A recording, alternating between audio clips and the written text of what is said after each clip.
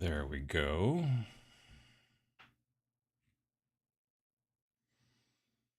Okay, and we need to pop out the chat and put that over in this window and stretch it out and do the live chat thing and turn off top chat. There we go. And then I think we should be good. Everything is ready there. Hooray. Hope you folks are doing well. Let's see here. Darknet saying morning, everyone. How you doing? John Ashley Smith, how you doing? Muggy and sweaty South Ontario. Yeah, it's I think it's going to hit 90 here today. And probably be sunny and potentially also muggy, which all those things mixed together kind of suck, really. I'm not a big fan, but luckily the AC just kicked in, so yeah, it was getting kind of close in here, especially since I'm trying to keep the cats out because Rex loves to screw around back there if I can. Like, if he can tell I'm streaming, I swear. I don't know. Maybe he looks on his phone and then gets a notification. I'm not sure how it works, but then he's like, oh yeah, I want to crawl around behind you and make a nuisance of myself and whatnot. And so I just like, well, let's just close the door. But then, this is it's basically a bit of a hot box, it is the sunroom, as it were. In the winter, totally different story. Pretty cool. Summer, not so great, but what are you going to do? Let's see here. The Tracker says, finally have a Sunday off to watch the stream. Well, cool. Dragonfire, how you doing? BF Bulldog, good morning from hot and muggy, Yukon, Oklahoma. I think we're going to get a lot of hot and muggy going on. Rod Demore, working on some agnostic robots. Nice. Morning from Quebec City. How you doing? Still have a splint on my left index finger, but recovery from surgery is going well. Well, that's good to hear. I mean, that's going well, Itching to get back into painting and building again. In the meantime, I am writing stuff for theoretical games. Nice. Excuse me. Goodness. Morning from gloomy Delaware. Well, gloomy sounds maybe better than hot and muggy, but yeah. I'm getting miniatures packed for Gen Con. My brother wants to do some pickup Dragon Rampant. Nice. Fungazi, how you doing? Good morning from hot and muggy Washington. Doing some glazing on my oldest 40K army, and they're looking so much better with so little effort. Nice. I mean, going back and touching stuff up is really actually a bit of a pro strat. It does work quite well. I made a video about it some time back about how it really can, I don't know, it can make it so that your stuff seems to work better, and it just also helps you, I think, as a person go, this is not the end. Like when I've finished my miniatures and stuff, they're not finished. You can continue to go back and tweak them as you get better, or have more time or whatever, all those different types of things. It's a great picture for the stream. What's that? The one of the of all the Gen Con-ness? Yeah, that's from last year. I was looking at my phone. I'm like, I must have some pictures from Gen Con last year. And then I was like, oh yeah, there you go. VJ Morph, how you doing? So yeah, that's a lot of like that's people waiting to get into the dealer hall, like on maybe the first or the second day or something like that. It's always a big, huge pile of people who want to get into the dealer hall right away. I used to be a part of that, and then now I'm like, no, I don't think so. I also one year got to be in early, I think when I was still working with Beasts of War a long, long, long time ago. So the people who are inside, who are part of press or whatever, which they don't really let you, I mean, you can still be a person who's there on a press badge, but you can't really like hang out in the dealer hall early like you used to be able to.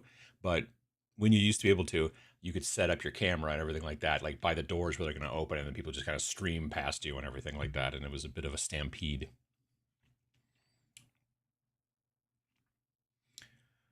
Double Dip, how you doing? Ralph, good time of day. Motor Breath Jazz, hello, hello. Good morning from Jonesboro in the steaming jungle of southern Illinois. Steamy up here too. Good evening, morning from Brisbane. How you doing? Jesse, morning from sunny, soon to be hot and muggy. How was all the jet noises this week from the airfield? It sucked. I don't like it. The cats don't like it. I had to film my video like early in the morning so that there wouldn't be a lot of jet noises, and there was still a lot of airplane noises. I'm sure if you listen to the video, if you're one of the 12 people that watched the video about the the little electronic signs, I really thought that video was going to do well, and it's just, oof. Anyway, what was I saying? Oh yeah, if you listen real close, I bet you'll hear just a hum in the background of just because there were a bunch of old like World War II planes that were just flying around, just burning gas because of America or whatever the problem is. I don't know. But yeah, it's the one of the world's biggest air shows, and it happens here in town every late July. And as time goes by, it becomes a lot more jets than it is just regular airplanes, like a lot of like, fighter jets and this and that and everything. And they just, tons of noise, way too much. Not a fan. At work making some gnocchi. Sorry. In the meantime, I saw someone describe our weather here in North Carolina as being cremated in a sauna. It's like a sauna in here. Yeah, that's no fun. That doesn't sound fun to go. Morning from Townsville. How you doing? Good afternoon from Amsterdam. Finally holiday, 3 weeks construction break, and no alarm at 5 o'clock in the morning. That sounds not too bad. Absolutely. Morning from Montreal. Hello from Italy. Helping my wife build her first army. Cool. Very cool. Molly, how you doing? Greetings from scorching central Finland. Yeah. Morning from Denver, finishing up my burros and badgers, avoiding the heat outside. There's a lot of, right now here in the Midwest too, we've got the corn sweats, which is evidently a real thing. It's basically as in late July and early August, it gets hot enough that all the corn that's in the ground starts to suck the moisture out of the ground and give it off like as basically it's adding like something like an acre. What is it? An acre of corn gives off like at this time of year gives off like I don't know something like 4,000 gallons of water or something into the atmosphere. Or something, I don't know per day. I don't know. It's crazy. It's very crazy. But yeah, they're called the corn sweats. I mean, I've had the beef sweats. That's different. That's when you eat like a really big steak and then you're like, whew. But I've never had corn sweats before. But it turns out it's not something that you and I have. It's something that corn has. So. Good day from Gilbert. Thanks for continuing to inspire me. I've started my own YouTube channel now. Well, that's very cool. Nice. Have a good time with that. It's a fun thing to do. Like especially if you don't like when you start out, I would tell you to just kind of take it as you want to and just kind of follow your bliss, which is a terrible thing to say, but it's kind of true. Do the things that you want to do. And if you find that you enjoy it, then start to think about other things. If you don't enjoy it, then just do it when you do. You know what I mean? Morning from currently depowered Saskatchewan. Could use some of your atomic power right now. I wish I had some to share. I don't know why is there no power in Saskatchewan? Is it all of Saskatchewan or just near you? Good morning from Hudson, Illinois. Morning from a near melting Tennessee. Finishing up 2 teams for the last war and getting some bolt action armies ready. Yeah, it is. The thing is that's nice is it's not going to be that hot, I don't think, when we're in Indianapolis next week, which usually is like last year it was gross while we were there. And our hotel room was like a mile away. So it was a long walk in the gross every time you wanted to go back and forth. This year, at least from what I'm seeing on the weather stuff, it's going to be a little bit more normal. It's going to be in like the low 80s every day. And also we're like a block and a half away this year for reasons. So that's cool too. That's actually quite cool. So yeah. They are miniatures, not finishers. Finishers? Every mini can be touched up. It's true. Uncle Adam, can you do a video on your painting space setup? Would like to see how you lay out the workspace. Oh, I don't do it well. Not at all. No.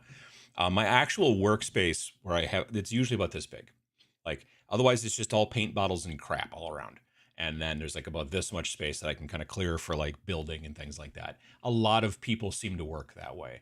A lot of people are like, I got a table that's this large. I only use this much of it because everything else is just, I'm always impressed by and also flummoxed by people who like don't have anything on their desk. You know what I mean? When they're like, well, I've got, like Vince is a little bit like that. Like he's like, I need this bottle. It's on this shelf. And then I take it and I paint and then I put it back. And that's good. It's smart. It's probably the best move. What I do is not smart, but what are you going to do?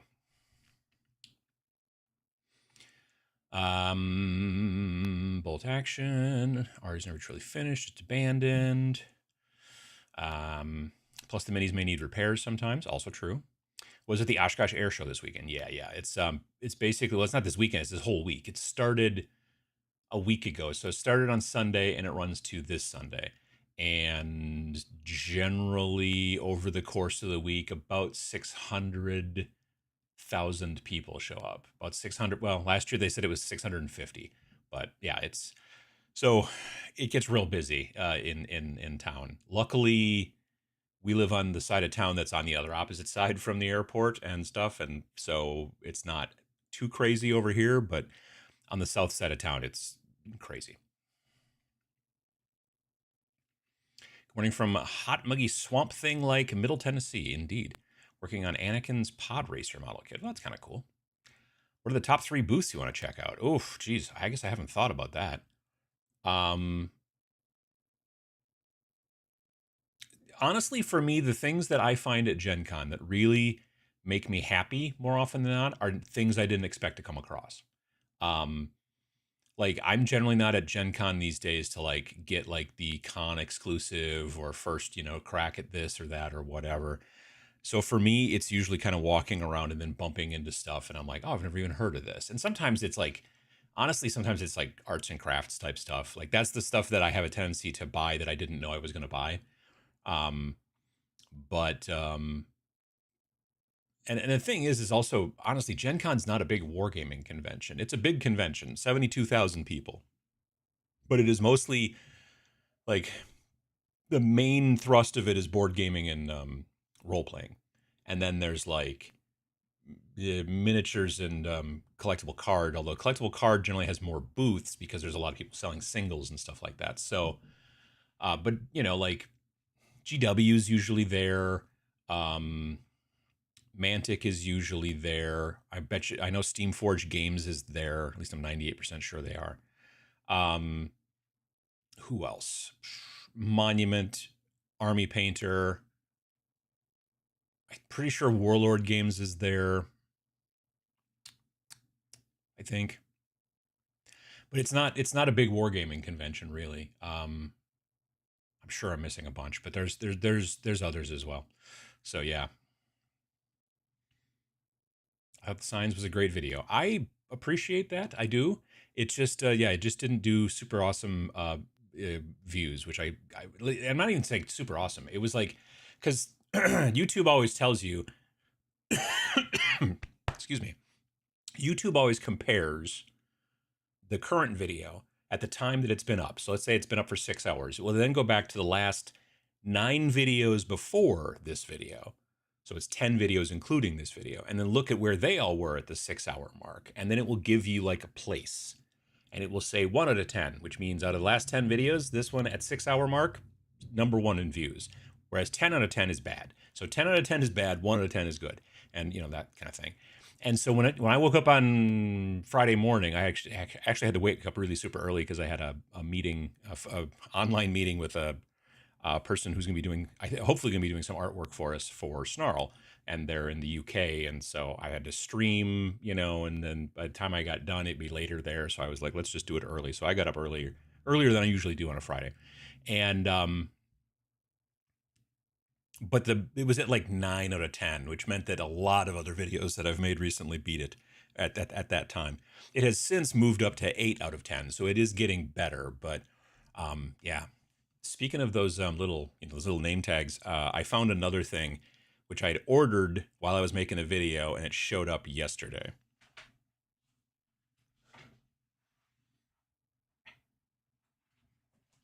Hang on a second.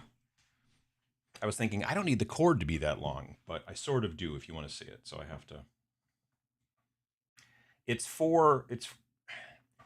sometimes people, when they drive like Lyft or Uber, will have these crazy little signs in their cars. That's not the button I wanted to push. There we go. So I've already programmed it to like use it for a for a cyberpunk thing where it can make it say cyberware or whatever, but it's full color and it is considerably bigger. This thing is, well, here's a copy of Space Weirdos, which is half of 8.5 by 11, and this thing is you know, that big. So it's a good size. It's also flexible. Yeah, and it was like $21 or something like that, which is pretty decent. Now it needs to be plugged in, but not necessarily into the wall. It's USB, so I could plug it into like a little USB battery thing. But my thought is, I'm like, what if I put this on the outside of a building, like that's curved? If I could find the right building or build the right building and give it like a curve and then have this be the billboard on the outside, I think that'd be super cool. And you can program it with your phone to do all kinds of different things and say stuff and whatever. And it can do a lot. Like people asked a bunch about the name tag things I showed on Friday about whether they can go this way. And it doesn't look like they can, but this can be programmed to go vertical or whatever. And so, yeah. And it's nice and bright. It's pretty cool.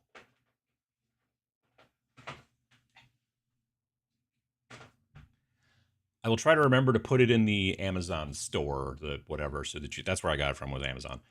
But I'll try to do that. Let's see here. I even shared that video. That's very nice, female. I appreciate that. I like the electronic sign video. Started shopping immediately for them. Nice. Good morning from Santa Cruz. Just crawl out of bed to catch the stream. Well, thank you very much, Cliff. I appreciate that. I liked the video on the electronic signs. Thought it was a great idea. I liked making it. Like I liked filming the little scenes and all that kind of stuff and everything. When I get back from Gen Con, one of the first things I'm going to do is go to Lowe's and get like a 4-foot by 4-foot piece of board, and then have them cut it down to 3-foot by 3-foot because I don't have a table saw. So I'm going to do that, and that's going to be the basis for my cyberpunk board that I'm working on, is a 3-foot by 3-foot. I was initially thinking about just doing it in foam, and now I'm like, no, I want it to be sturdier than that, and I also don't need it to be foam. You know what I mean? It's going to be streets a lot, so I don't need it to be like hills or, you know, indented or anything like that. So yeah, it's going to be some sort of either MDF or some sort of wood or something like that, and then have curbs and streets and all kinds of fun stuff like that. Currently working on some terrain for a cyberpunk RPG game I'll be running soon. Nice. I thought it was pretty cool. Definitely picking a couple for my sci-fi buildings. They're, like I said, they're really simple and easy. So I haven't checked what the traffic has been like on the website, because I was like, well, when I designed those things, I'm like, people are going to ask for those STLs anyway, so I might as well just like put it in the video and stuff like that. So yeah, that's why I uploaded it to my website, because I wasn't going to put it on like My Mini Factory or something like that. That's a whole thing you have to go through. Morning from Newfoundland. Finally getting caught up on the pile of shame, getting my demons, Tyranids, and Votan primed and ready for painting. Nice. Good morning from West Virginia. Hot and humid here. Yeah, same here. Planning on painting some Soviet Team Yankee tanks today. Nice. I liked painting the tanks for that scale. I played Flames of War for a while, about 10 years ago, a little bit longer ago. And I liked painting the tanks at that scale. The people, not so much, but I liked painting the tanks. Good afternoon from Cape Town. Loved your video on Friday with the sci-fi signs. This is genius. Well, good to hear. Morning from sunny Albuquerque, working on painting up Gundam Assemble miniatures, which were a joy to build and have been really fun to paint so far. Well, that's good to hear. I've been hearing that you can kind of get access to them through the card game or something, right? Something like that.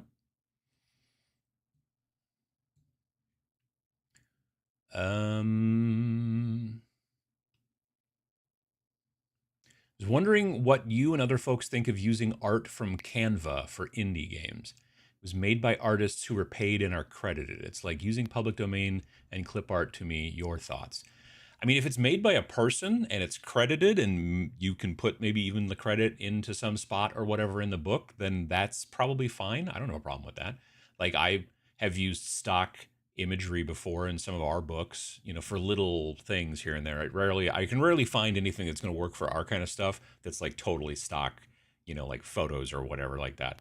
But there have been times when I've found, what do you call it? Like almost like clip art, but like for Rain in Hell, for the first one, we found a lot of like, at this point, public domain because it was made so long ago, but like little demon like woodcuts and stuff like that, and things like that. But yeah, so I don't have a problem with. I just don't think AI is a smart move for you to use for your art in your game. But yeah. I think they would go great with the Brutal City stuff from the new Dead Zone terrain that came with the most recent edition. I don't think I'm familiar with the new Dead Zone terrain. I'll have to take a look at that. Hopefully they've got some of it at Gen Con, because I'm almost 90% sure They were definitely there the last several years I've been there, so I'm sure they'll be there again. Mantic, you know. Isn't Corn Sweat the guy that played Superman in the movie? Nearly. It's slightly differently spelled, but yes. Just finished a 12-men mercenary army for Spectre operations. Now chilling and building a huge compound from Sarissa Precision, MDF. I don't know if I'm not sure if I've heard of them. Adam, what do you think about new Chaos Dwarves? You know, for people who like that kind of thing, I hope that they enjoy it. I don't know. I'm not a Chaos Dwarf enjoyer, or I mean, I'm not against them. I'm just like it, and I don't really play Age of Sigmar and all that kind of stuff. So, um, I'm not I'm not surprised they did it because they constantly have to come up with new stuff. Like that's kind of their thing. So, but sometimes instead you could redo something that everybody thinks is stupid, like the that big dumb Dread Knight, whatever Gray Knight thing, where there's the guy in a little baby carrier in the front of the giant robot. They're like, hey, we would like to add a new sprue to that, and you're like, do you though? Really? Why would you? Gonna raise the price a whole bunch of it, right? Okay, cool. Fates provided me with a new, to me, IKEA glass display cabinet. Oh, that's cool. Those are fun. Brother saved it from the trash. Nice. Jane Smith, good morning from Milwaukee. Thanks for all the great tutorials. Well, thanks for watching them. I appreciate it.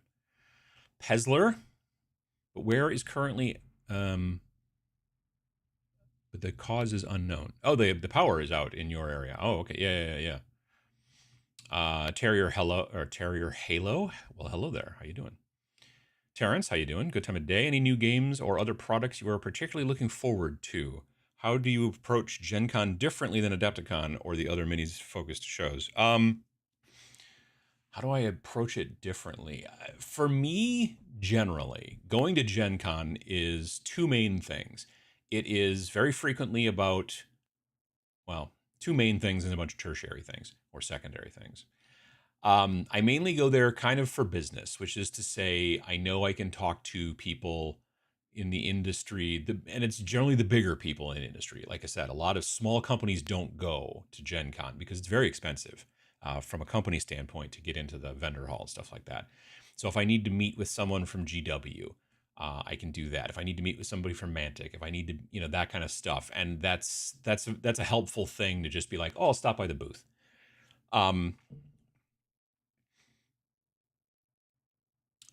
Steamforge Games, you know, like stuff like that. Like they're the bigger companies are there, and so it's easy to be able to meet with them and chat and stuff like that. Infinity, I'm going to be hanging out and talking with the Infinity folks from Corvus Belli a little bit. I forgot about them. The other reason I go mainly is to hang out with the friends that I go to Gen Con with. For many of them, most of them, it's generally the only time I see them during the year. So it's kind of a little sort of a vacation in that situation to kind of hang out with those guys. Some of the guys I see more frequently, but some of them I don't. So so that's kind of nice too. This year, I'll be seeing Adam from the Army Painter. He's going to be there like a day or two. He's not there for the whole show. Army Painter's got a booth, so Kat and Caleb and Tim and those folks will all be there. But Adam will be there like a day, day and a half, or something like that. And so will Henning. Henning is the CEO. It'll be his first Gen Con, so it'll be very interesting to see what he thinks about it. So that'll be nice too. But otherwise, for me, like I said, it's generally picking up stuff that I didn't know I was going to pick up. You know, weird stuff that I found at different booths and things like that. There's always something, you know what I mean? So that's always what I think is interesting. But as far as like Adepticon or other shows, when I go to those shows, I know not only am I going to see some of the big players, but I'm also going to see a bunch of the smaller players as well. And then that's also like, if it wasn't for the having meetings sometimes with some of these folks, and if it wasn't for the guys that I go with, I probably wouldn't be going to Gen Con. If it was just like, oh, I'm going to go to Gen Con just for reasons. I mean, I'd go once in a while, but it wouldn't be a yearly thing for sure.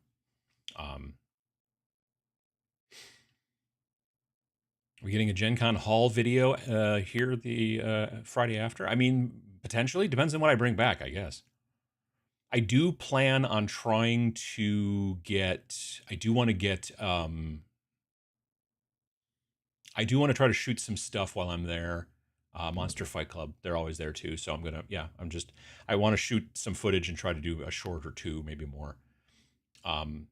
So I've been doing shorts lately. Like a video will come out on Friday, and then usually the next week I'll take like a portion of it and turn it into a short and put it up there, and then put a thing in the bottom. There's a thing you can do in YouTube that says, "Hey, reference this video or go back and check out this video," to try to drive traffic to the long form videos and just to see if this short stuff works. And it's been doing okay. You know, I've been getting 11,000, 12,000, 16,000 views or whatever. And I was chatting with some of the guys on the factory team on our Discord and everything. And one of the guys was like, "Yeah, but that marker video though." And I was like, "What?" And I went and looked, and the video that I did about the Sharpie markers and stuff like that for doing graffiti and whatnot on your terrain. Like I said, the other videos were getting like 11, 12, 15,000 views, the shorts. That one had, last I looked, 225,000 views. And I'm like, how did I not know that this was doing big numbers like this? And like, you'd think that, I don't know, I'd think that YouTube would be like, "Hey, just noticed this video is doing 10 times the amount of traffic your other ones do. You might want to know that," but they just don't do that. The only reason I can think is because it got thrown into other places because it's talking about markers and graffiti. And so maybe people who aren't doing anything with wargaming were seeing it as well. I don't know, but it was crazy. So yeah. Let's see here. Friday.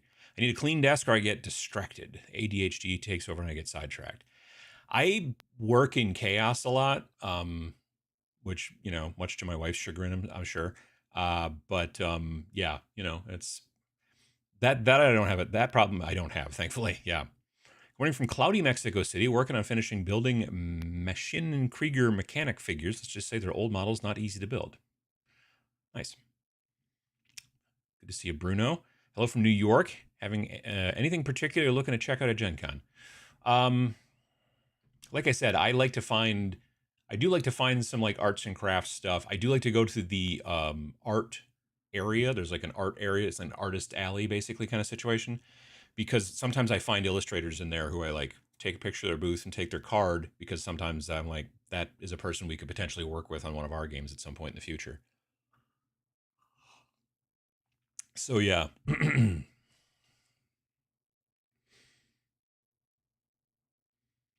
Ninjon's setup is particularly fancy. I'll be curious to see what Miniac builds out in his new location. Yeah, I mean, my stuff's not fancy. I'm not a fancy lad as far as where I paint. I do have two of those Game Envy Lucent lights. Does Game Envy go to Gen Con?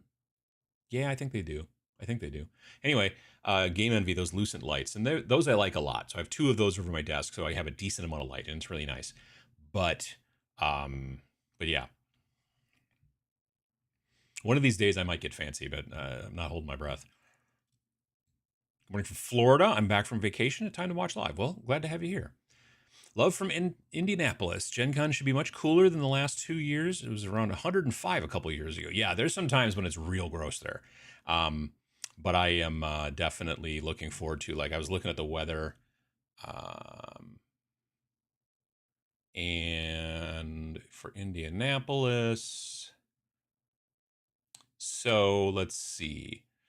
It's gross there now. It's high 87 today, high of 90 tomorrow, 93 on Tuesday.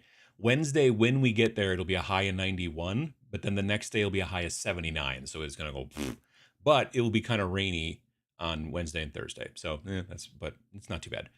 We don't have that far to walk, so that's not too bad. And then Friday is supposed to be sunny and 78, and that'll be lovely. And then Saturday is going to be partly sunny and 78, and then Sunday is going to...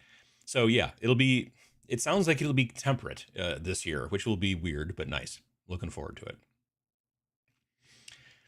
Conventions are better for things you can't normally get. Not to fault GW, but you can get their stuff at a cheaper price from your FLGS. Oh yeah, for sure. Like the only thing that sometimes that they have, like at conventions, sometimes they will whip out stuff you can't get. Like, well, they'll be like, "Oh, hey, we have this t-shirt." And you're like, "Oh, that's cool." And they're like, "Yeah, it's $35 or $40." And you're like, "Certainly, of course."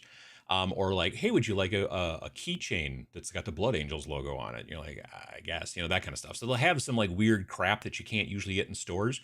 And then they will also have, sometimes they will have convention exclusive miniatures, which are okay. I've never come across one where I've been like, oh, dang, I gotta have that. It's always been like, um, but but they'll have them at Gen Con, they'll have them at Adepticon, they'll have them at Nova, they'll have them at LVO. So if you go to even one of those conventions, or if you've got a friend going to one of those conventions, you can potentially get one.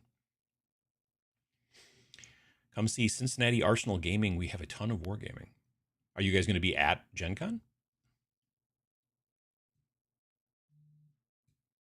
There's definitely, I would say, wargaming is more represented in the gaming halls versus the dealer hall, I think, as far as percentage wise goes. Well, I don't know. Maybe that's not true. Role playing, like, seriously, role playing games take up nearly every single conference room of every hotel within 5 blocks or something like that. It is just ridiculous. It's everywhere. But in the main, like, gaming hall, which is right next to the giant dealer hall, there's a decent amount of wargaming in there. So yeah. We're in Hall A this year. Nice. I'll have to stop by. Kingdom Death have a big presence there. Not quite a war game, but a miniature game nonetheless. Years past, yes, they've had a booth and it's always had a huge line.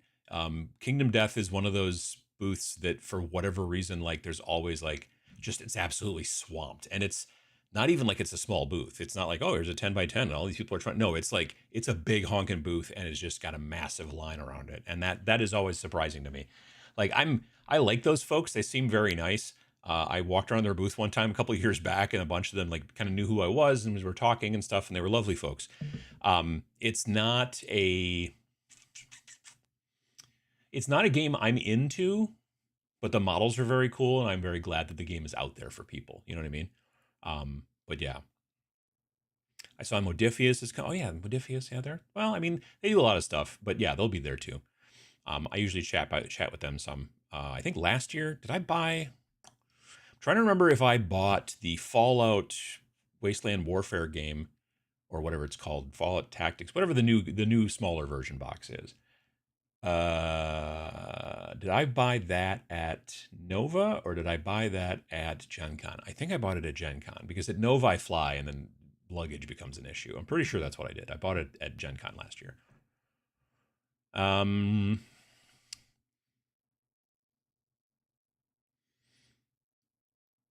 Do the name tag STLs need to be printed with a 0.2 nozzle? No, I printed mine with a 4. Yeah. They're pretty straight lines and stuff like that, so it's not, yeah, I printed mine with a 4. Seems like the next thing you need to build is a Cyberpunk football stadium. Ooh. Nice big billboard. Yeah, I mean, it's in comparison to the little name tags. Yeah, it is nice and big. Is the app made by a 6-year-old for the color LED? It is better than the one for the name tags, I'll tell you that. But it is still not great. It's fine. It does the job. It works. Both of them work. It's just like the one for the name tags, you're like, huh, all right. I this is not to besmirch any programmers, but I have worked with programmers in web design for years, and the app for the name tags feels like it was programmed and not designed. Like a programmer did it and went, okay, cool. And then they just never had anybody like, do design. But it, like I said, it does work. Seeing people use an old smartphone. Yeah, I have an old iPhone somewhere, like an iPhone 10 maybe. And I've been thinking about trying to do that, but I feel like it would be a situation where I would need to have like, it wouldn't be on the outside of the building. I would have to put it on the inside of the building and cut a hole in the building. And yeah, I'm not sure. I want to mess with that a little bit. I've seen 3D printed like portals, like, oh, this is a cool portal I'm going to put, on my fantasy board. And then you can slide a cell phone in there and then have like an animation that looks like a kind of portal or whatever like that. But it's that's not that doesn't exactly, that works fine for something like that, like a gate or a portal on, you know, like a fantasy board, but it doesn't make a lot of sense in my mind as a billboard, because still the iPhone's probably, I don't know, like that thick or something like that, you know, like, I don't know, quarter-inch thick, a little bit over 3/8 maybe. So I feel like it needs to be sunk into the building somehow or whatever. But then I also don't want to keep it in there, keep it in there. So you got to be able to charge it and all that jazz. So anyway, I don't know. Something I'm thinking about. I would almost have to, because a lot of times with phones, especially these days, you have to swipe on the screen to get it to do stuff.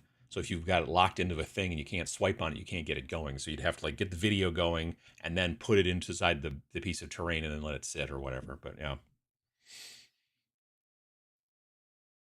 Flexible display is a great find. There's tons of them out there, but like I said, they're for people. They use them in their cars. They make these huge long ones that you put across the top of your windshield, and it makes it look like it has blinky eyes. I don't know why, but they do. Um, but yeah, that thing is neat. I think. Can we get a Flarg shirt? I am totally thinking about it. Yes. Can't wait to see the Raspberry Pi version of the screen. Yeah, I want to see if I can find a better screen. I was looking at the screen recently, and it's got a terrible viewing angle. So, well, I think that'd be cool too.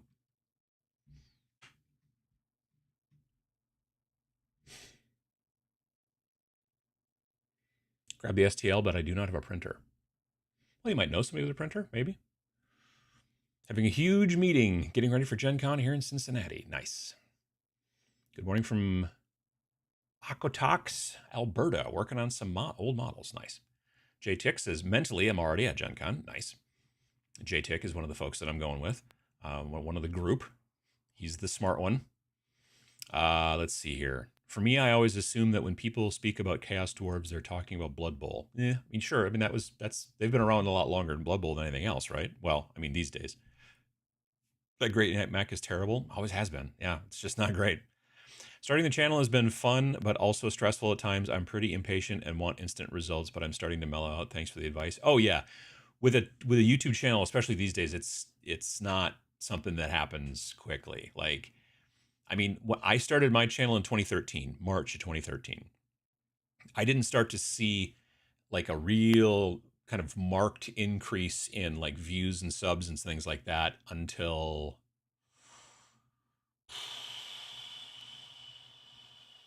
fall. So like either September or October of 2015. So basically 2 years. Now, in that 2 years, I was just rando. I was just like, oh yeah, it's been 3 weeks. I guess I'll post something, or it's been 4 days. I guess I'll post something, or it's been 2 months. And so I was all over the board.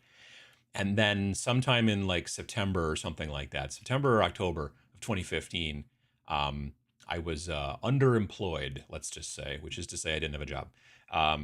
The position that I'd worked for like 8 years or whatever was eliminated. And so anyway, I was looking for a new thing, and I was like, well, I got this extra time. I might as well start making videos every single Friday. And then I've put up a video every single Friday since then.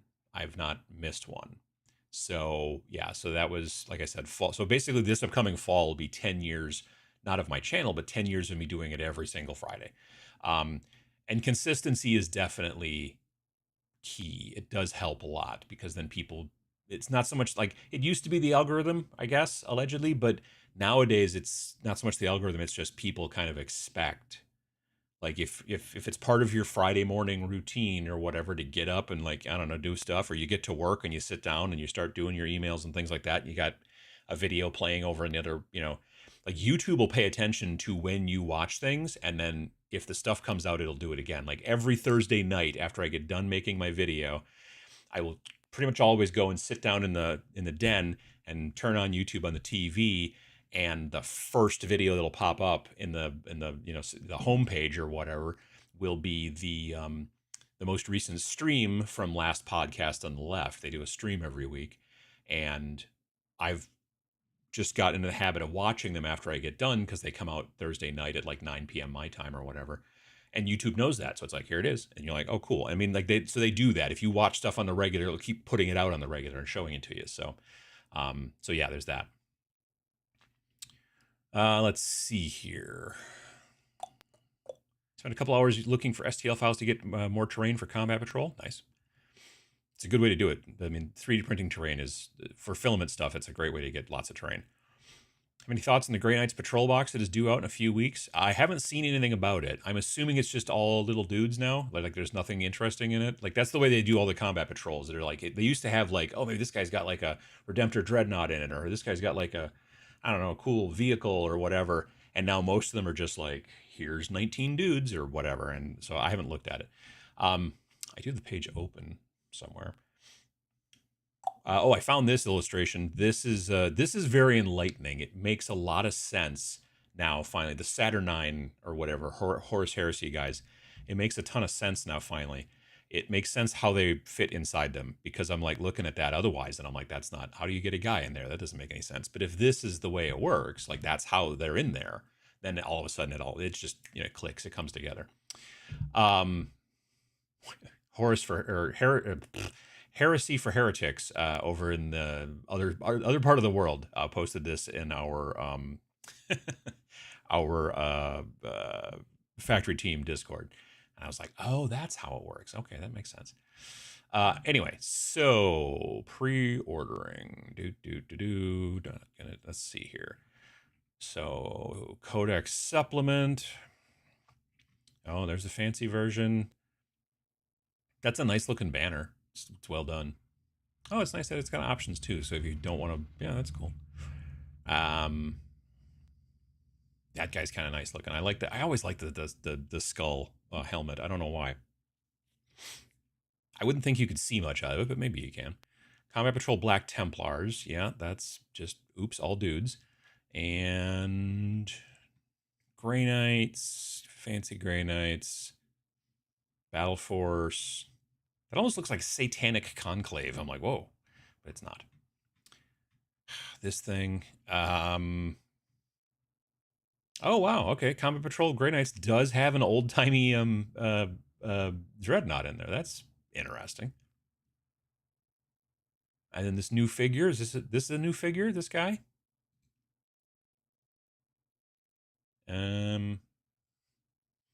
This dude, is that guy new? I've not seen that guy before. It's not a terrible paint job on the blade, but I don't know. It's kind of weird. I'm not sure I like the purple with the rest of the thing, but I suppose if it was like orange or something, it would maybe clash. I'm not sure. I don't know. Like I have a unit, or I have a box of 5, like a strike team or whatever, of the not Terminators. It's too bad the Terminators, because the Terminators don't seem to be new, are they? So they're the old style Terminators, not the new ones that came out in Leviathan, right? That's a bummer. Anyway, yeah, this is just a box full of old stuff, except for this one guy in the front, isn't it? Or are these guys new? Anyway, my point is that I'm going to be building a small force for Shadow War Armageddon. And I've already got some forces figured out for Shadow Armageddon, but I've always wanted to try out Grey Knights. These don't seem to be the type of Grey Knights where you make everything kind of blue silver. Like, it doesn't come across that way to me. Blue silver's cool, but I'm like, yeah, but I kind of just want the regular silver, so I don't know. Maybe I'll do silver and then like a little bit of I could use a specific kind of blue speed paint and maybe do it as an anti-zenithal, spray it from underneath. Might do that. Anyway, this just makes so much sense, I think. Main screen, there we go. Let's see here. Got to stop watching retro 40K second edition videos of a pile of new stuff I need to get to. Sure. Currently painting walls outside. Just got some trench pilgrims from a friend. Love the look. Fiddly. Trench pilgrims are cool. That's my first army. I've got, let's see. I've got, to sneeze. Or not. It went away. I've got 4 of the trench pilgrims, like the normal, regular, troops. Those guys are done. I've got the whole force done. There's 4 of those guys. There's 2 of the stigmatic nuns. There's a castigator. The other guy.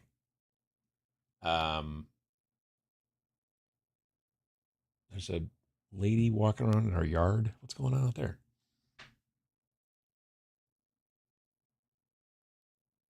Strange. The big guy, the Saturnine, whatever. Hang on a second.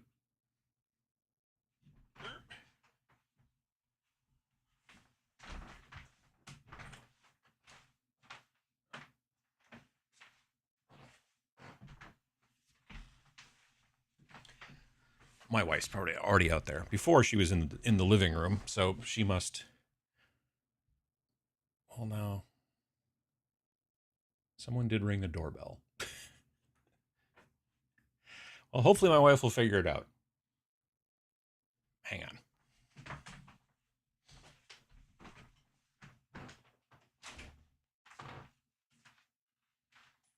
Hey, hon? There's somebody ringing the doorbell, some lady. She's kind of walking around the back right now. I don't know if it's somebody you were looking for or. As far as I know, but.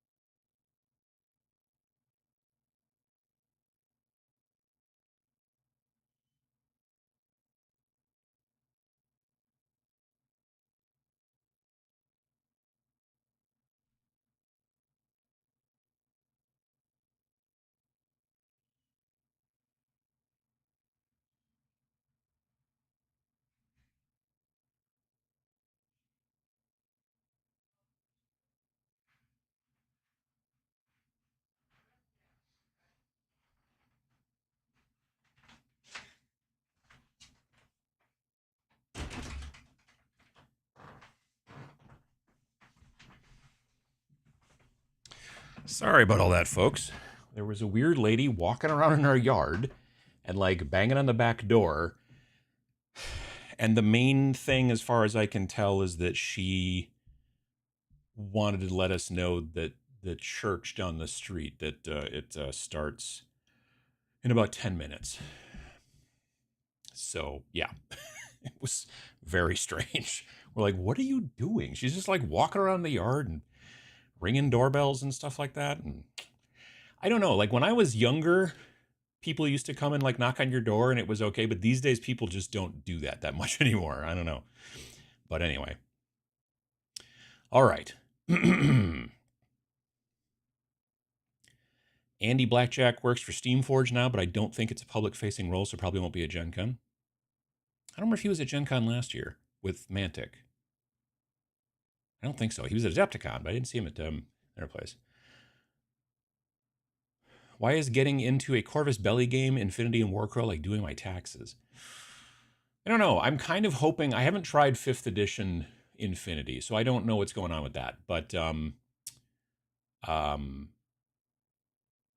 models have gotten better. And what I say by better, I mean, they've always been good sculpts, but they're fewer parts now, like the metal ones. So I put together my first ever Infinity model, I don't know, 10, 15 years ago, like a long time ago. And it was probably at least a dozen parts.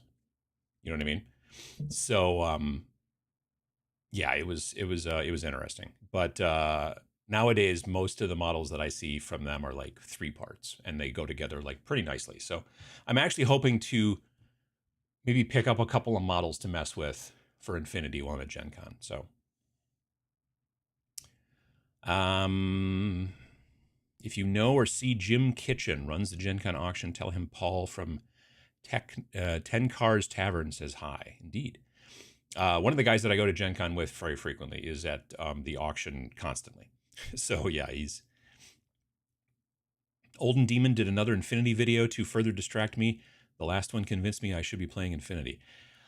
Like I said, I want to try out maybe, or do a demo maybe of 5th edition or whatever it's called, N5, I guess. But man, I've tried in the past 3rd edition and 4th, and it just, like, I've done demos and it's just never grabbed me. I don't know. So we'll see. Curious to see how big a splash Bandai will try to make at Gen Con with their Gundam card game and minis games. That's a good point. I hadn't looked into that, but they probably will be.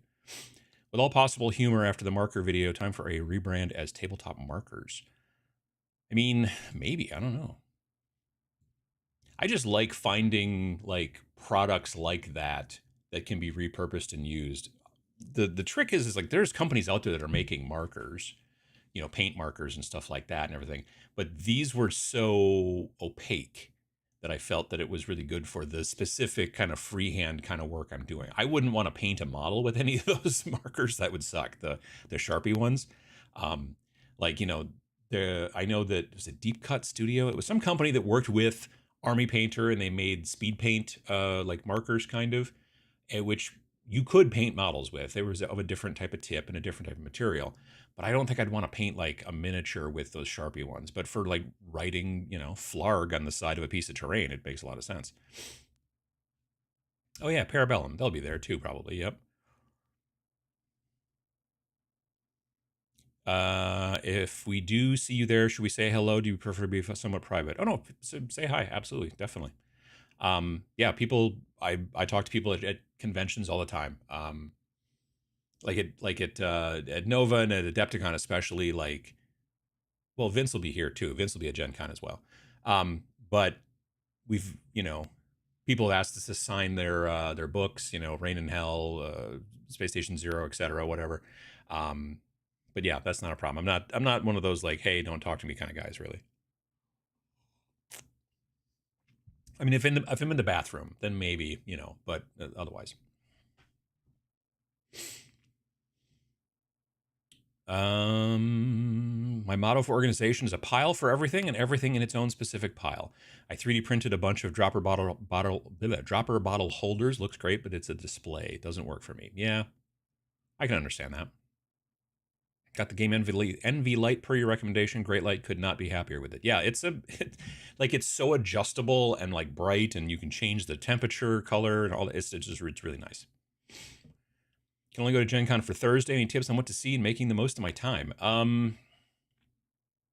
If you're mainly going to like check out the dealer hall, then the thing that you have to be cognizant of is this. You need to, because the thing is it's not a grid. It sort of is, but it'll be like a grid, and you're walking and you're like, oh, yep, oh, I see that. Okay, yeah, no, I'm interested in that.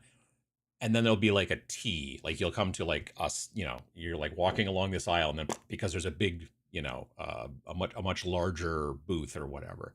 And then you'll be like, okay, do I go left or do I go right? And you do whatever. And then if you don't catch the same aisle again, then you'll miss stuff. Every year on Sunday, on my last sweep through the convention center, through the dealer hall, the vendor hall, whatever, there will always be like, I never saw this booth. And it's because, you know, I've been going through it and going through the place, but like, if everybody just got the same size booth, you could walk through and see everything. But it's because of these big honking booths that just sit in the middle in certain spots that it screws up the streets. And then, yeah. So try to stay cognizant if you're in aisle 1200 and then there's a big stupid booth for who knows what. When you go around it, come back on the 1200 again. Otherwise, you could miss an entire section. That's the thing to keep an eye on. Haven't been to Gen Con since it was in Milwaukee. It seems way too big for me now. It is considerably bigger. Like when it left Milwaukee, it was probably 16 or 18,000. And now these days, like I said, it sells out at 72,000. So yeah. Ooh, Pezler, your power came back. Excellent.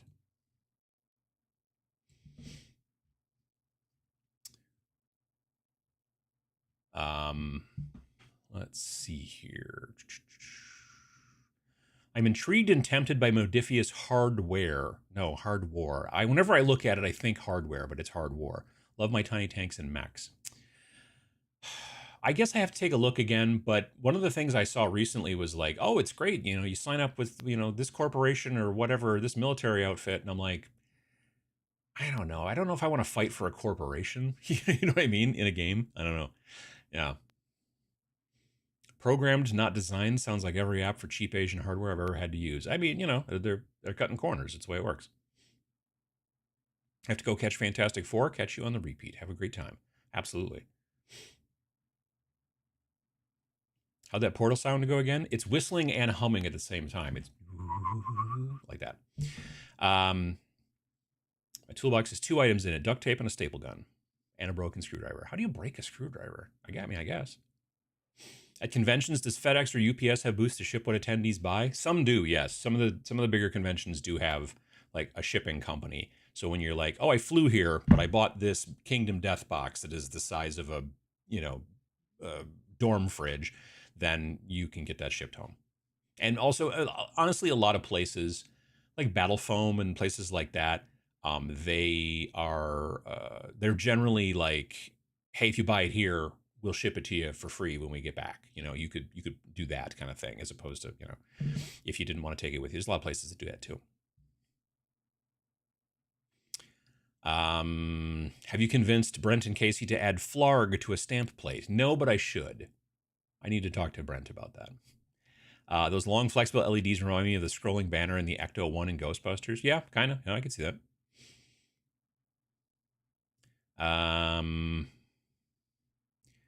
Is AirVenture basically wrapping up, or is still crazy in town? Today's the last day. Yeah, today's the last day. Can you use Flarg on a shirt? There was an MTG card called Goblins of the Flarg, and that's how my old gaming gang had started using it as a swear. I don't know. Maybe. I don't see why not. Here, the old world community is hyped to use the new Chaos Dwarves, not for their Age of Sigmar intended purpose. I mean, that makes sense. I can see that. I've not seen the new Chaos Dwarves, but I assume their hats are grand. They are definitely large hats. That is very true.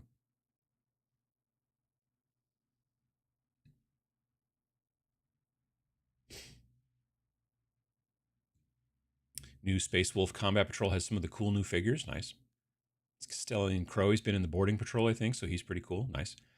Good magnificent morning from a cloudy but amazing St. Jerome. Also, your pronunciation of my town is on point. Oh, well, that's good. I hope so. That old Dread, what a ripoff. Yeah, that is a really old Dreadnought. Hello from Portland, Oregon. I sold my gaming group on the idea of adding an occasional throwback night into our rotation, digging old games out of storage. Nice. I mean, that's a smart way to go, I think, because you can really get worn out by just playing the same stuff over and over again. So if you've got stuff already that everybody kind of owns to some degree, sitting down and playing that's also a good idea. Keeps things fresh, even though it's old stuff.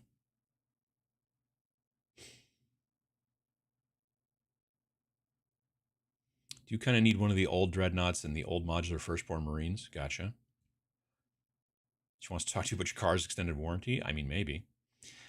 I wanted to ask, I'm working on FDM printable miniatures game, not my magnum opus, and I was wondering if I could post on your Discord the playtest packet. Snarlcast inspired me.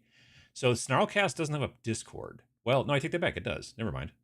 Like, it's in the Snarling Badger Discord. Snarlcast doesn't have its own Discord. It has its own channel. So probably, yeah, I don't see why you wouldn't. This is horror. This is how horror movies start? Probably.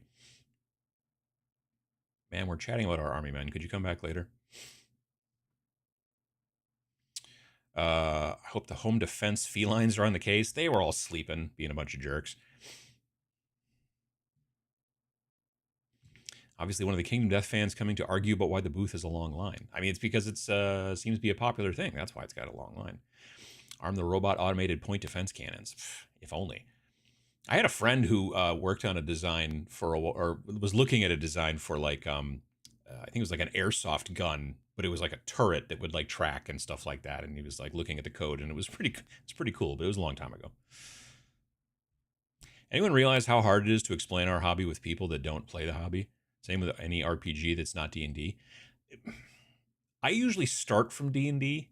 Like, even with like wargaming stuff, I'll be like, well, it's kind of like Dungeons and Dragons, except that you don't just play one person, you are like the general of an army, and you don't like play act. It's not like you're playing a character, it's like you're just running a thing, but there's dice and measuring and little trees and stuff like that, and they go, okay, I don't care, and then they walk away usually, which is fine. Isn't this how the zombie movies start? Weird lady wandering. That's how it worked in Shaun of the Dead. Yes, that lady was not dead, she was just weird. So what you're saying is you don't have the front garden landmine. No, I mean, there's a lot of butterflies out there. We have a lot of milkweed, so that the butterflies got something to eat. I just tell people I'm into board games. Yeah.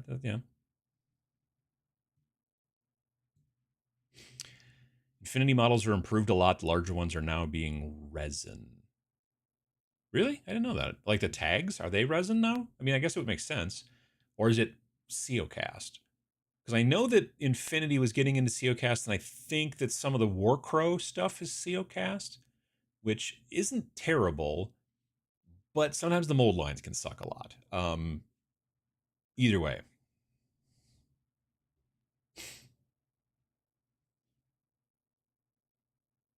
The latest Infinity models, while still metal, have positive lugs at join points and that don't really need pinning. Yeah, that's the thing that's nice, is that like a lot of like the shoulders, instead of just like, well, here's a flat part, so you glue onto a flat part, which is fine in plastics generally, but not so good in metal. I've been noticing by looking at them that a lot of times it is like on the end of the arm, there will be this like specific shape of like a trapezoid basically. And then the socket in the shoulder is the exact same, well, the negative trapezoid, so that you literally slide it in there and it goes in one way. Now that makes it so it's not posable. You can't like rotate it very easily if you want to be like, I want the gun here, or I want the gun here, or whatever. But yeah, you can do that. So yeah, it is I think it's a smarter move, and I think you're right. I think it allows you to do things, do more things without pinning, which is always nice in metal models. Wear good, comfortable footwear. I mean, good footwear is important at Gen Con for sure. There's a lot of walking around. Are the wargaming vendors in the same hall as the board game vendors? Yeah, it's one big giant dealer hall. It's monstrous. Like everything is in the giant dealer hall. And then there's a couple of big gaming halls that are kind of adjacent to that. And then there's all kinds of other weird halls that are all over the rest of the main building. The, what do they call it? The in Indianapolis Convention Center or whatever. And then that takes over like the rest of the building. But then across the street, there is the stadium where the Indianapolis Colts football team plays. That's completely taken over as well. Like every last little spot of that, including the field. They put these plastic tiles down over the football field, and then there's like RPGs happening there. There's a board game library. There's been laser tag there. Like there's all kinds of stuff going on there. And then, like I said, um, all the other stuff, all the other hotel conference rooms for, like I said, several blocks in every direction. They're all predominantly either seminars, but mostly a lot of RPGs.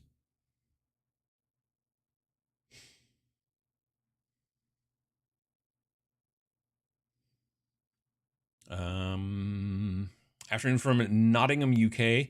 Painting and basing 2mm Romans. So small, I'm not sure which way is forwards, so I'm guessing. Well, that's one of the reasons I'm not a big fan of painting little tiny models. Like even 6mm is like a little too small for me, but that's cool.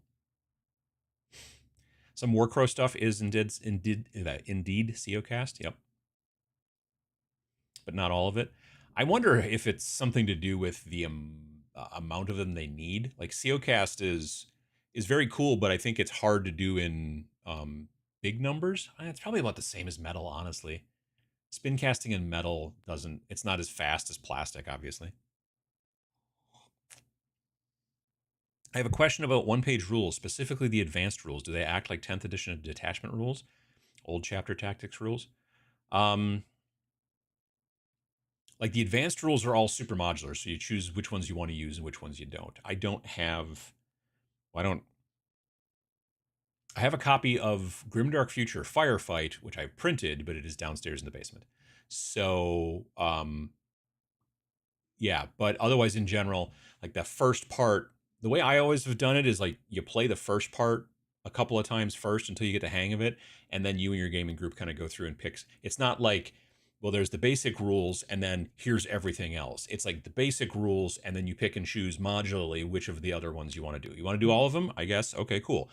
But you could also just be like, we're going to use this and this and this and not the rest of it, and then kind of go that way for a while, and eventually maybe switch things around a little bit. That's cool too. Um, but yeah, tags and Warcrow are mostly COcast. A few things are Unicool. I'm not familiar with Unicool. I've heard the name, but I don't know what it does or what it means exactly. Feel so spoint? Or is it spoilt? Probably spoiled. Probably. Not having to scrape mold lines anymore. That almost anything that I have retail is or 3D printed. Sure, yeah. I mean that's the nice thing about 3D printing is you don't have mold lines. Sometimes you do have support nipples, but generally not mold lines.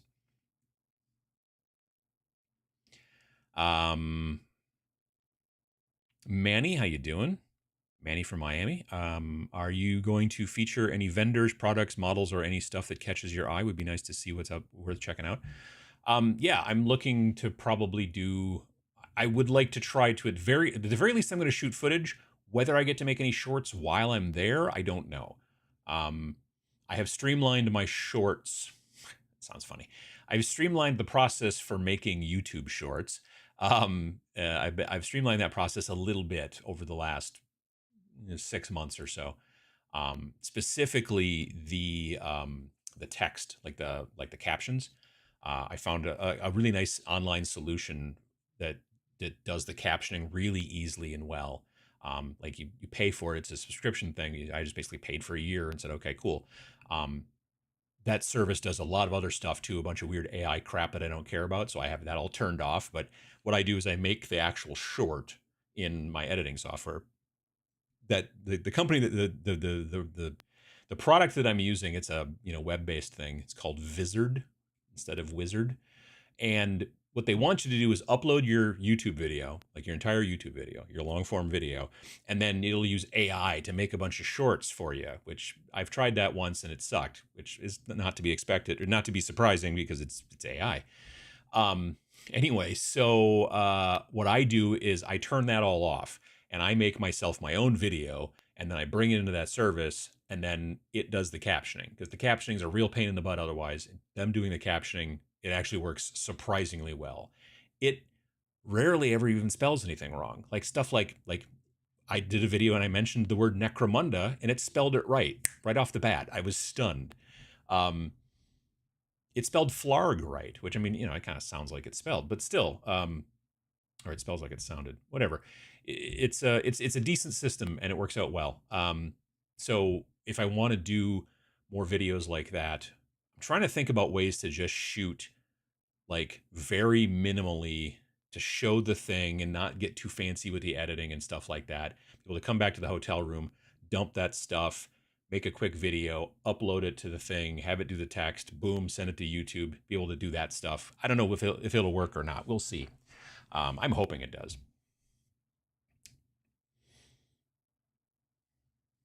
Uncle Adam, do you have a pollinator garden? Yeah, our whole front is basically all native pollinator stuff.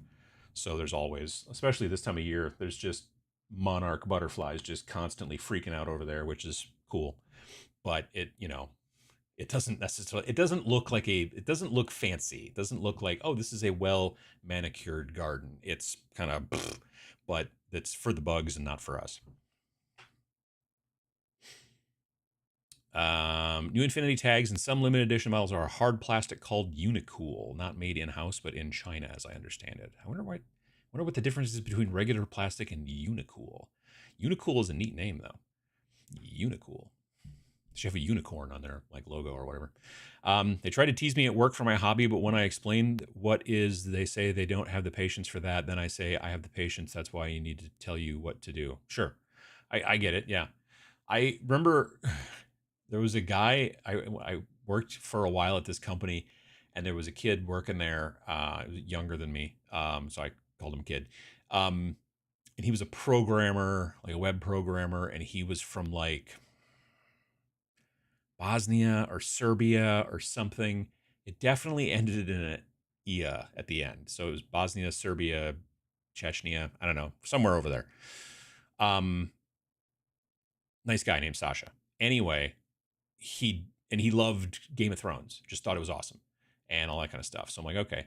But he just could not get the concept when I was explaining. I'm like showing him pictures and I'm like, yeah, and see, then I paint these and do this. And he's like, but is it a video game? I'm like, no, it's just you play it on a table. And he's like, but then how do you? It just he was not. He didn't have the background on it. And I'm like, all right, that's fine. Um, so but yeah, sometimes you have that kind of have to have that conversation with people. But there's ways to just be like I've got a friend who went to England in college for like a semester and eventually just started telling everyone they were from Chicago. Because if you're like, well, they're like, where are you from? You're like, oh, I'm from such and such Wisconsin, and they're like, I don't know what's a Wisconsin, and you're like, well, it's a state. There's 50 states, and they're like, is it like California? Like it's not that state. And it was just always eventually you just be like, I'm from Chicago, which was not true. It's like 3 hours south of us, but whatever. You just go Chicago, and they're like, oh yeah, I've heard of Chicago, and you're like, yeah, that's where I'm from. It's kind of the same thing sometimes when explaining like this hobby to, for lack of a better term, normies. Let's say that. Um, Sweden in the house. How you doing? Thanks for the answer. Absolutely. Am I the only one who uses green stuff like sticky putty to hold my resin and metal minis in place as I assemble them and then use cyanoacrylate glue around the green stuff to fix it in place? I've done that in the past, like a little tiny bit. You don't want to do too much because then you get this big gloop around the edge of the joint or whatever. But um, even then, it's still like green stuff and cyanoacrylate is not bad, but really with most metal miniatures, if they don't have like a good socket kind of or whatever, it's really the best if you pin them. So you're drilling a hole on the model, drilling a hole into the shoulder, the arm or whatever, or the top of the arm, and then you're sinking in like a little like a piece of paper clip or something like that. It's fiddly, but it works probably the best in my opinion. Um, Unicool is a great resin plastic material, amazing to work with in great detail. It's done only in China though, so it has issues with logistics and tariffs. Yeah, no, that is an issue. Streamlined my shorts, chuckles in Beavis and Butthead, sure. Vegas has built-in auto subtitling now. I assumed FCP would too. They haven't done that yet. I had a plugin that I used that was okay.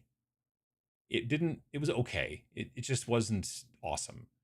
And then I was like looking at a couple of different online like options for, I came across some sort of article or something or a video about like, hey, here's a bunch of different, solutions you can use to make your shorts easier to produce and this and that and the other thing. And then I was kind of looking at it and everything. And I watched a couple of videos of like reviews and things. And this Vizard with a V, I was like, well, that's kind of interesting. And I did there's like a free trial kind of thing where it like puts the name of the company on there and all that kind of stuff, but you can still upload something and try it out. And I did. And like I said, the AI stuff I was unimpressed by. Like it was like, you upload like a 15-minute video or whatever, and it makes like 10 shorts and they just are not, but the captioning was astounding. Like it really worked well. And it was so fast and simple. I was like, oh, okay, well, let's do that. So that's what I've been doing.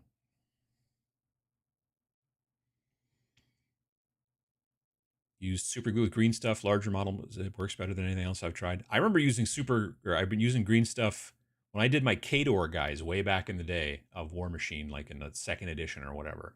The Kador, the Warjacks, the top part and the lower part of like the main body, like the torso, for lack of a better term, it just didn't, like they weren't even close to fitting together properly. They just never did. So what you would do is you would make like a little snake. You'd make like a little sausage or a snake of the green stuff going around the entirety where those two kind of pieces match, and then you put glue in there too, and then you kind of squish them together, and then you use something to try to smooth everything out, and then just sort of wait for it to dry and hope. And it took a little bit of work, but it generally did the job. But yeah, I haven't, like, the new stuff, obviously, like the stuff from Steamforge is much better and everything. So yeah. could have been from Albonia, possibly. Good point. What's your favorite army paint or speed paint color? Mine's hardened leather. Hardened leather is good. Probably the one I get the most use out of is honestly Grim Black, because I use it a lot for, like, if I take a miniature and then I do a bunch of airbrush work on it, like the ones I've been doing lately for Grimdark Future. I've been doing a bunch of the Robot Legions guys, and they're like robots, but they have capes, in case they get cold. And so they have these capes. So I start off, I prime the models black, and then I airbrush the capes to get like the highlights and the shades and all that kind of stuff. And it's very quick and simple. But now I've got overspray all over the rest of the robot parts. So then after I've done all the capes on those guys, then I bring them back over to my, regular painting table. And then I just use Grim Black or Dark Wood sometimes. I've honestly been using Dark Wood more for these robots, because then they've got a warmer base to then put the true brass dry brush over the top of to make the metal parts. But either way, I'm just basically painting over the overspray and painting the bodies back to either black or very, very dark brown, and then going from there. So, but yeah, that's probably the color I use most. As far as other colors, like that aren't just for basically being a little bit more, like, hey, I need to shut this down and make it so that it goes back to a color I can paint over again, then I would say maybe Pallid Bone. Pallid Bone and Bony Matter. I love both of those a lot. The Pope is from Chicago, so it now is doubly relevant. Sure. After living in the burbs all my life, I can now say I live in Chicago without lying. Well, there you go. Good morning, Adam. How's your week been? I still use green stuff, mostly on resin miniatures I like. So far, I rarely use it. Gotcha. Week's been okay. Yeah. Getting things ready for Gen Con. I've got to, let's see. Today, I've got to finish up the podcast. So we have a new episode of the Snarlcast coming out tomorrow morning. So I got to finish editing that. And then I've got some artwork request stuff I've got to do for an artist that we're going to be working with on an upcoming game. We're giving him a lot of lead time, like a lot. So it's not even for the game. It's not for Snarl, and it's not for next spring's game. It's for actually the game in probably 2027. But we're working ahead because we really want to work with him. So I've got to finish that up and everything, so I can send that off to him probably on Monday. Me and Vince are recording another episode of the Snarlcast tonight, because we can't do it next week because we'll be at Gen Con or coming home from Gen Con. So we'll be doing that. What else? I've also got to make a new video for next week, but I've got to make it early because I'm leaving on Wednesday morning, like 6 o'clock in the morning I'm leaving. So pretty much Monday and Tuesday, it's just going to be working on video all day on both of those days to get it ready to go. So, yeah, I mean, that's the thing. It sounds like, oh, it'd be great, you get to go to this convention, but you got to get a bunch of things done before you leave for the convention. So you end up actually working a bunch before, and then when you get back, you've got to catch up. So it's, there's no vacation is basically what it is.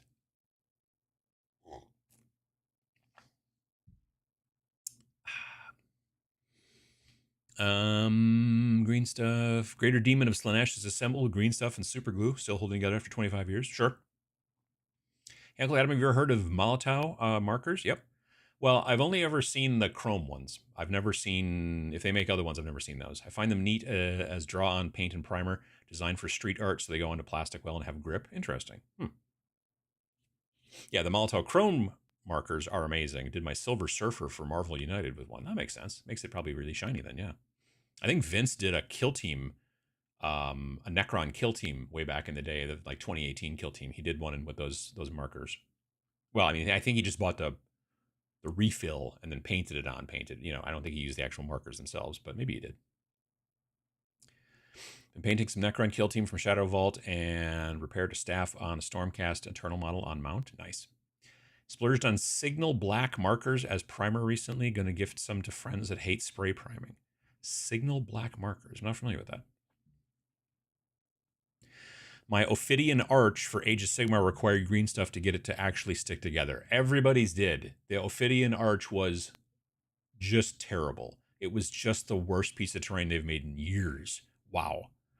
None of the mating surfaces remotely match. Oh yeah, no, absolutely. It was just, it's like warped as all get out. It was crazy. Good to know the robots get cold. Just assumed that they were all Superman fans. I mean, I think it's because they're chilly, you know. Thoughts on the upcoming Death Watch kill team? No, I saw it. There's a couple models in there that I think are sort of cool, but not so cool that I think I'm going to buy them. Title card. Nope, website. There we go. Again, this is how the Space Marines go inside the Saturnine armor. Kill team. Prepare to be blown away by this barrage of community. No, I'm not going to be blown away. Here.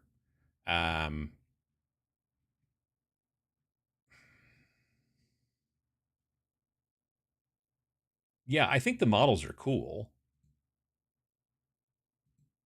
They definitely have nice poses, and I like them for that. So that's cool. But I don't know that I see, like I said, I don't see myself getting. It's always nice to have like one guy at least with a Necron sword. I always like that in the Death Watch. When I did my Death Watch combat patrol, I'm 98% sure at least one dude's got the Necron sword. The Necrons, unfortunately, are I don't know.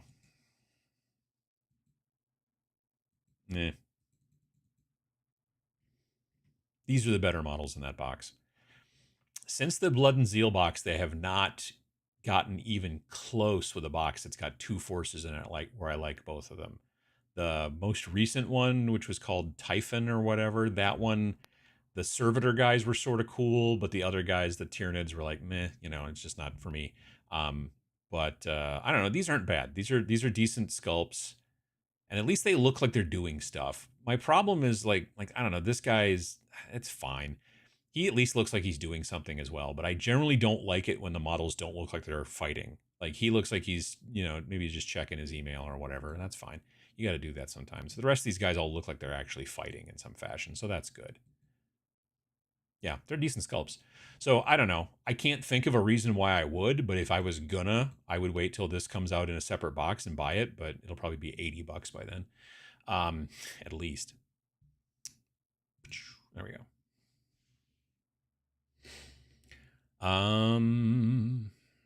Let's see here. Wonder why GW doesn't make an upgrade sprue with chapter pauldrons or transfer sheet for the faction.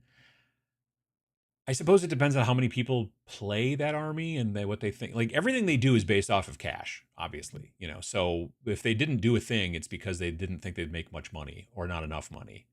You know, people always are like, "Oh, I don't know why they don't make any Eldar," and it's because, frankly, they understand that there's not nearly as many people who are interested in Eldar as some Eldar players think that there is. You know what I mean? There's also the people that are like, well, but if they made more Eldar, then there'd be more Eldar fans, and I'm like, I don't.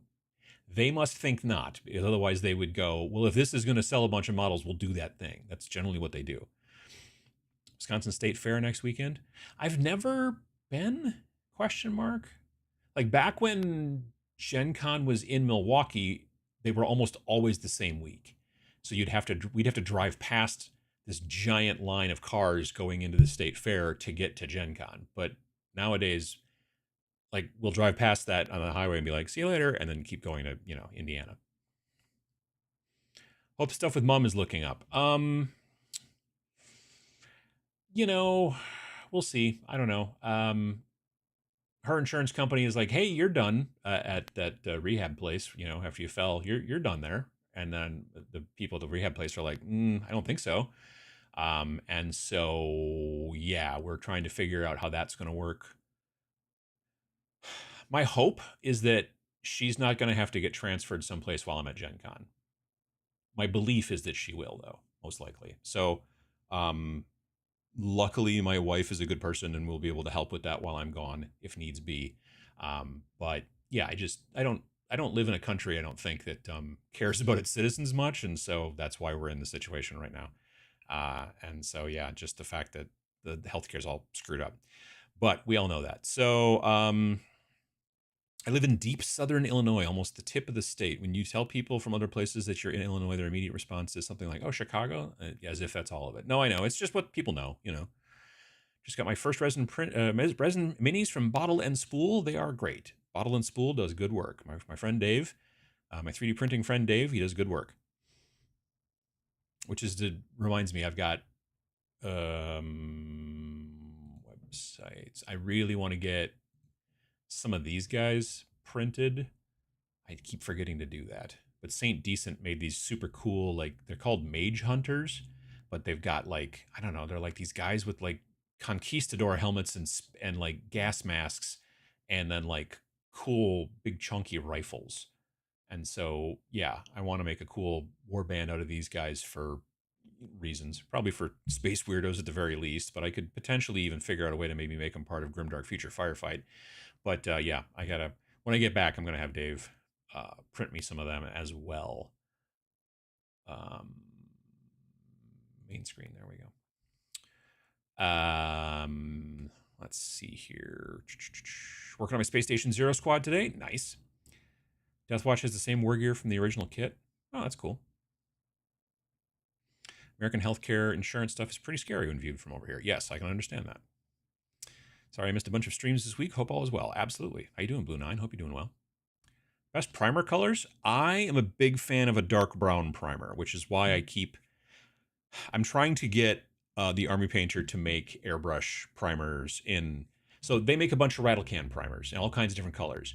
I want them to also make airbrush primers in those same colors. And I want them to start probably with oak brown, because I love a nice brown primer. I love their black primer. The black primer is astounding. But what I've been doing lately is I prime with the black primer, black matte black, the matte black airbrush primer, which is very robust, works great. Everything about it's awesome. I then have a tendency to then spray brown over the top of it, like oak brown, like regular airbrush paint, because I still want that brown base in many situations, because I do like to paint things kind of warm. And so, yeah, I've been trying to get them, and I'm gonna definitely pitch the idea again to the CEO when he's at Gen Con. I'm gonna be like, hey, Henning, and Adam from Army Painter knows that I've been talking about this for a while, and I'm hoping that they do it sooner versus later, because I think it would be a great thing. Does bottle and spool, like, because resin comes in a bottle and filament comes on a spool, so it's bottleandspool.com. Does Bottle and Spool print my STLs, or does he have a license to print other folks' stuff? So you'd have to have the STLs, and then you can share them with him, and then he can print them and then send them to you. Currently, I think that he's maybe starting to look at doing some licensing on certain things and stuff like that. But for the most part, right now, that's the way he does it. Pretty excited for you to put together one of those miniature Gunpla kits in October when the game launches. The kit's so premium, the kit does not look like they tried to save money. Well, that's good. I guess I'll take a look. I've never been a Gundam person. I've never been into that exactly. I bought a Gundam one time because I was at a hobby store, and I was like looking at this, like the box and the model and about how big it was and everything. And my Games Workshop brain was like, oh, this is probably about a $60 model. And it was like $14. Admittedly, this is pre-pandemic, but still, I was like, why is it so cheap? And then I bought it because I was thinking about making a video about why Gundam's so cheap in comparison to GW stuff. And then I never did, which is fine. I'm not an economist. Somebody else did. Louise? I think Louise might have, which is fine. I know she's been getting into Gundam. I don't know. I've never been into anime for the most part. The whole thing just doesn't do much for me, but I'm glad that people dig it because it's cool, that they like that stuff. But I don't know. There's a part of me that sometimes, like, I could make something out of it. I could make it into a piece of terrain somehow. Like if it was like knocked over, like it was a robot, and then it was a battle, and then it died or whatever, it was destroyed or whatever, so I could use it like a piece of terrain like that. But otherwise, yeah, like I said, that one thing that I bought, flat black or white, if at all. I use flat black almost all the time. The white primer is also good from Army Painter. I only use it. I use it so infrequently. The only time I ever use it is if I'm painting something that's going to be basically white. Like if I was doing stormtroopers, I'm going to prime them white instead of black. Most other stuff, like things like that. But even like when I do Night Haunt Ghosts, I still prime them black, and then use not white primer, but like just regular white airbrush paint as the zenithal. And I do a real heavy zenithal, so there's barely any black, but there's some spots where there's some little shadows here and there. So yeah.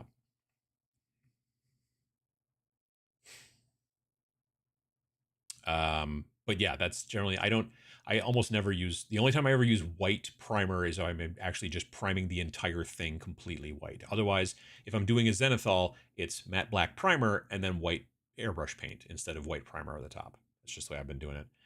They also make a gray primer, which I almost never use. The brush on gray primer I use once in a while on certain things, but the gray airbrush primer I just don't use because it's not a color that I usually use for priming. You know what I mean? I'm sure it is as good as the other ones. It's just not. It's just not a color I'm looking for priming. Dark brown, on the other hand, that's definitely a color I would look for in priming. The Saint Decent models look great. You just made me order them. They are very cool. I like them a lot. She does great work. Gundam is pretty grimdark. The 1 year war killed half of humanity. Oh, that sounds bad. A gun tank is basically an orc Gundam. If you get a Gundam kit, check out the Zaku 2. It's very un-Gundam-y. Ash's review of Battletech Gothic was interesting, speaking of grimdark. Yeah, I had a guy attached to that, attached to the grimdark or Battletech Gothic. I had a guy from that like reach out to me about doing a review, and I don't do a lot of reviews per se, so there's that. I don't know. It didn't. I don't know. It just didn't like speak to me. Like I'm interested enough in BattleTech to play Alpha Strike, but I don't know. We'll take a look maybe at Gen Con, because I'm sure Catalyst will be there. The Catalyst is usually there. Now, that being said, the last several years, Catalyst only allows a certain number of people into their booth at one time, which I'm like, get out of here. So very frequently there's a bouncer, and then I'm just like, oh, okay, cool. I'm not going in then, I guess. But yeah, I'm not going to stand in line. I don't stand in line for much of anything at Gen Con except maybe like the concession stand. Like if I'm really needing a hot dog and a soda, I'll stand in line for a little while. But if it's a big line, I'll be like, well, I guess I'll go look someplace else. I would rather walk than stand in line. I don't know.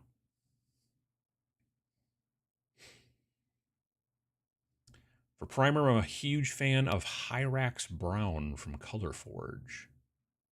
Oh, the big rattle cans, the big silver rattle cans. Yeah, I guess you can get those here in the States more now. You used to not be able to. It used to be mostly an England thing, but I think you can get it in the States now more. Gonna go for night. Have a good night and enjoy your time at Gen Con. See you next time. Take care. Absolutely, Alpha.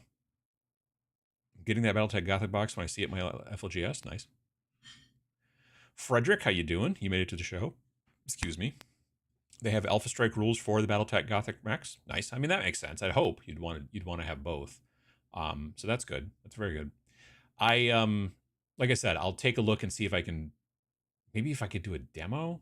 I'll see it. If I could do a demo at Gen Con or even watch a demo at Gen Con, that wouldn't be bad. But I don't know. I just don't know why they're doing that. Like they already have the BattleTech thing kind of on lock, and they're like, yeah, but what if we made it grimdark? And it's odd to me. So I'm not sure. I guess I'd like to get some sort of explanation. Not that I'm deserving it. I'm not going to say that, but I'm just like, I would like, why? Other than because we thought we could sell more, which, is also kind of valid, but not necessarily something I'm into. If you want to dip a toe into Gundam, watch War in the Pocket. I don't know what that is. Or the Thunderbolt movie. Like Thunderbolts with the Florence Pugh and low rent Captain America and Bob and all that, or are we talking about something else? I have almost no patience or interest in anime, so that's a problem, probably. Like, I love Cyberpunk. I love the Cyberpunk 2077 video game and all that kind of stuff. And then they made that show on Netflix that was called Cyberpunk Edge Runners. And my wife and I tried to watch it, and we got like 2 episodes in, and we were just like, I can't. It's just, there's just a lot of the anime tropes and like weird noises that they make and the thing, and just like it's I don't know. It's just not for me. I did when I was a kid, we watched Voltron and we watched Robotech, but like the American versions, which I'm sure are not right and are all screwed up and blah blah blah, whatever. But as an adult, I just can't. I can't do it. Grimdark Universe covers 6mm. Thank you. What? What's Grimdark Universe? Did you see my post above? Any chance you could swing past Mantic and grab some pics of the epic Warpath stuff? Oh, I'm sorry, I didn't know. Was I outside being talked to by a lady? Did you see my post? Any chance you could swing past Mantic and grab some pics of the epic Warpath stuff? Could be interesting to check out a demo if you've got time. If they've got some of the epic Warpath stuff like out, I'll try to remember to take pictures of it because I'll be in their booth, so that'll probably trigger. I don't know that I'm gonna play a demo. I don't like 6mm. Well, I take that back. I can handle Alpha Strike, but that's for the most part. Otherwise, that particular and I like I guess technically Steel Rift is 6mm. Just little tiny people. I just don't want to paint them or play with them. I don't know why. It's just is it like because that was the thing. They weren't 6mm. They were like 15 or 20. But like what's his name there? Flames of War. Like I loved the tanks. They were fun. But then the little rectangular stands of like 5 or 6 guys.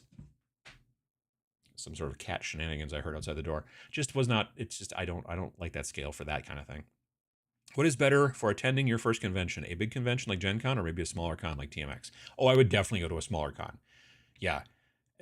Gen Con being your first convention is a big ask. Like it's expensive. It's difficult. Like it's difficult to get housing that's anywhere nearby. So if you like get a hotel out by the airport, then you have to drive in every day or Uber in every day, and that gets an expensive thing. And so, yeah, I would say that Gen Con's difficult for your first show. I would definitely start with like local conventions near you and then kind of get the hang of that a bit and then go from there. Yeah, for sure. We have Captain America at home. Yeah, that guy. Edge Runners was great, but very over the top. Yeah, yeah. Red Guardian is so funny in Thunderbolts. He had me in stitches. He is funny. He's awesome. Battle of the Planets was good way back. Oh yeah, I used to watch G-Force. Yeah. When I was a little kid, I watched that. And as you go back and catch clips of it, like on YouTube or whatever, I'm like, what the heck? Like it just, yeah, it didn't make a lot of sense. Like there was one of the guys who had a gun that shot backwards, and he knew that. But then other people, if they stole his gun, then they would shoot themselves because it shot out the back of the gun instead of the front of the gun. And I'm like, what? And they were all dressed like birds. And I was like, what? And it's just, one of them was maybe a robot that didn't work very well. Anyway, but yeah, I remember watching that as a kid. And then later on, like in middle school, we did watch like late grade school. And then into middle school, we watched Robotech and Robotech and Voltron. But I usually had, I was going to say, I think I usually had to watch it at a friend's house because we didn't have cable. But for some reason I could see Battle of the Planets because that was on like regular I don't know, whatever. Nonetheless, it was crazy. G-Force was 100% my jam. We used to watch it when I was a kid and it was fun. We used to play G-Force and stuff like that. But if you go back and watch it now, I'm just like, what is going on? And it had the same kind of deal going on with a lot of those types of things where they would like, oh, all these things didn't work. I guess we'll have to set the ship on fire and do the Phoenix thing again. And it was the same with Voltron. Voltron's like got 28 different tools for killing row beasts, but none of them ever work except for the stupid sword. I'm like, let's start with a sword and then we can go have lunch. You know what I mean? Like, let's get this kind of moving along. But that makes shorter episodes.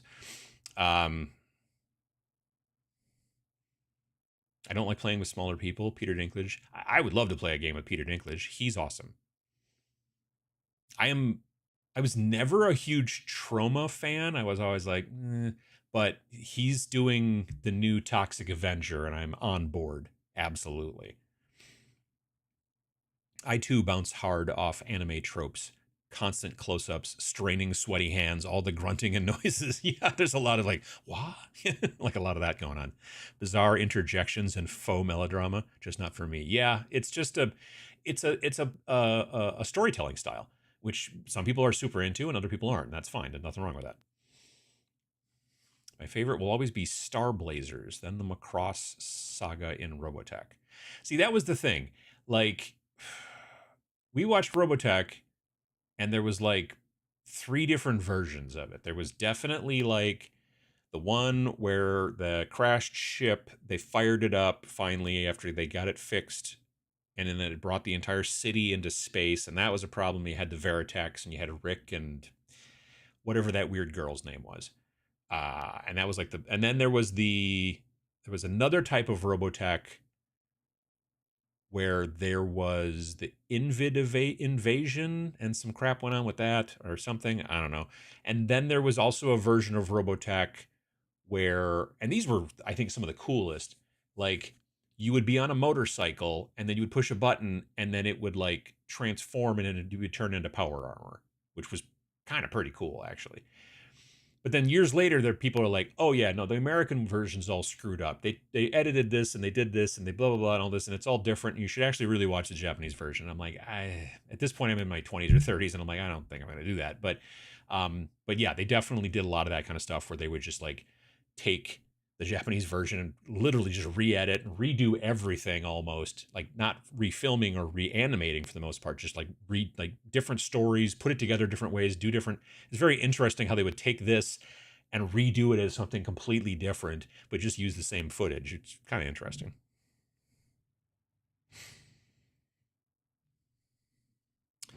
Few anime you watch are great classics.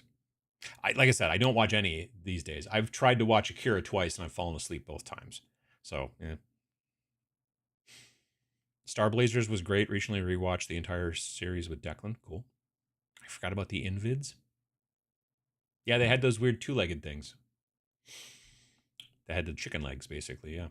And they were really big. They were tall, super tall dudes, like 15 feet tall or something like that. That's all I remember about it. Cyclone Raiders, the bikes were rad. The bikes were rad, yeah, yeah. When we came home from Japan, he was all about Battleship Yamato. I was like, buddy, have I got a show for you? I've heard of that, but I don't, yeah. Versions were Macross, then Mospita, and I forget the third. Southern Cross. Gotcha. Yeah, and it's cool, I mean, like they kind of did that a little bit with, in a funny way, with there was an old show, I guess, called C-Lab 2020, which I honestly don't remember. But then they made C-Lab 2021 on Adult Swim, the evening Cartoon Network stuff. And they would just take footage from the old like 80s or 70s or whatever cartoon and then redo a lot of it, and not necessarily even redo the artwork, although they did some of the artwork and move things around differently, but they would just change the things that people were saying and stuff like that and make it a completely different show, and it was hysterical. I loved C-Lab 2021, but I never really ever watched or even was super aware of 2020. From what I understand, the Robotech stuff that we saw over here was basically the same kind of thing, except they weren't doing it for comedic effect. They were just trying to, like, I don't know, maybe make more sense to American audiences. I don't know. That's a good question. Wave motion gun. That, yeah, sure. Sounds like it'll do the job. YouTube channel Secret Galaxy has some great videos on the histories of all those Japanimation cartoons that got Americanized. Interesting. C-Lab 2020 was absolutely unmemorable. I think it's just funny that they were able to like tweak it in such a way as to make it so that, all of a sudden it was a hysterical show. But that's, that's what they do over there at the Adult Swim. At least that's what they used to do. I don't know what they do there anymore. The whole thing with Macross Plus was the idea that it was post-Invid invasion. At some point, they miniaturized the Zendrati. Oh yeah, the big guys. That's what they were called. And the second test pilot was, oh yeah, can't remember. Can't believe I remembered that. I mean, Robotech was made by a process known as massacring, where they make a new show from old because U.S. syndication rules prevented anime series from being imported as they were too short. Oh, like there wasn't enough episodes to make it a series, so they had to stretch it out, maybe? I guess that makes sense. BattleTech copied mechs from across. Yeah, there was a bunch of different BattleTech mechs early on, from what I understand. And there's people out there that know a lot more about this than me. But I know there are certain designs that were used to be in BattleTech when I first got into it, like when I was a kid, that are now like, nah, you can't use that because it was technically taken from Robotech, whether it was taken on purpose or they had the licensing, but then they didn't, or I don't know. But there was a lot of stuff going on behind all that for sure. World War II Japan flagship was Battleship Yamato. Star Blazers, they salvaged the sunken battleship and made it into a spaceship. Huh, I wonder why they did that. But yeah, I'm familiar with the actual Yamato or whatever Yamato, however it's got. I like from World War II. I'm sort of familiar of the name. You know what I mean? Friends and I watched Star Blazers from 78 to 81 on an American station from Buffalo. Nice. It's an episode of 2021 where they just remake the 2020 episodes straight and it's boring. Yeah, I can understand that. Speaking of Robotech, my very first war game was BattleTech. Yeah, mine too. That's yeah, I was in middle school, and that's when the first war game I played was BattleTech. My friend Chad taught me how to play, and I hadn't seen him probably since high school. And then last year, I was like, I wonder what he's doing these days. And I looked him up online, and I found him finally on LinkedIn. And it turned out he lives in DC. And so I reached out to him, and he came to Nova last year, like one day, just to kind of, I just walked him around and showed him around and stuff. And we caught up and talked and everything like that. And he was I think he's a lobbyist for the butter industry, the dairy industry, I guess, in general, probably, being from Wisconsin, it makes sense. But, yeah, so it was nice to catch up and everything, and then just show him around, like Nova and everything, just because it's just like he's like, I've kind of kept an eye on tabletop gaming since I was a kid, but I've not really done it and everything. And I was just showing him stuff, and he's like, that's amazing that it's like grown like this. I'm like, yeah, and it just kind of keeps going, So it was really nice to catch up with him.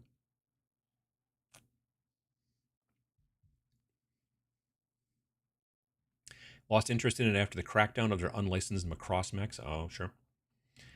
Since we're on the topic of anime, what are your thoughts on VTubers? VTubers. I was like, for some reason, I was thinking tubers like potatoes, and I was like, what's no? Never mind. VTubers. I find the overlap of VTuber fans and miniatures TTRPG fans interesting. I wouldn't think there'd be a big overlap between VTubers and people who like watch streaming miniatures and stuff because, well, I guess like if all you're seeing is the person's hands, but then you see like an anime avatar type person or whatever kind of avatar. It doesn't have to be anime. They just generally seem to be anime oriented. I mean, I don't have a problem with VTubers in theory. Like, you don't want to be on camera for whatever reason, fine, that's cool. There's no reason not to. And if you feel more comfortable in this particular avatar or whatever, that's cool. I know that the real fancy ones can be very expensive if you get them made by somebody or whatever. Like, I have a friend who's a video game streamer for the most part, but sometimes he paints miniatures and things like that too on stream. His name is Crotuck with a K. And he has a VTuber thing that he does when he's eating. Like if he's like, because he'll stream for 5, 6, 7, 8 hours or whatever. So he'll have like lunch, and he doesn't want to be like on camera eating like chicken nuggets or whatever for whatever reason. I get it. You get sauce on your face. These things happen. So he has like a very simple, it like kind of looks like him, but like an orc version. And when he talks, his mouth kind of like moves a little bit and everything. But it's not one of those full blown like 3D ones with all the motion capture and all that cool crap. As a gadget nerd, I think that stuff's interesting, but I don't know that I would go down that road myself. And again, I'm not exactly an anime fan, so like the super kind of crazy over the top anime kind of stuff that a lot of VTubers do is not targeted towards me, which is totally fine. But I don't know. I think it's an interesting way to be.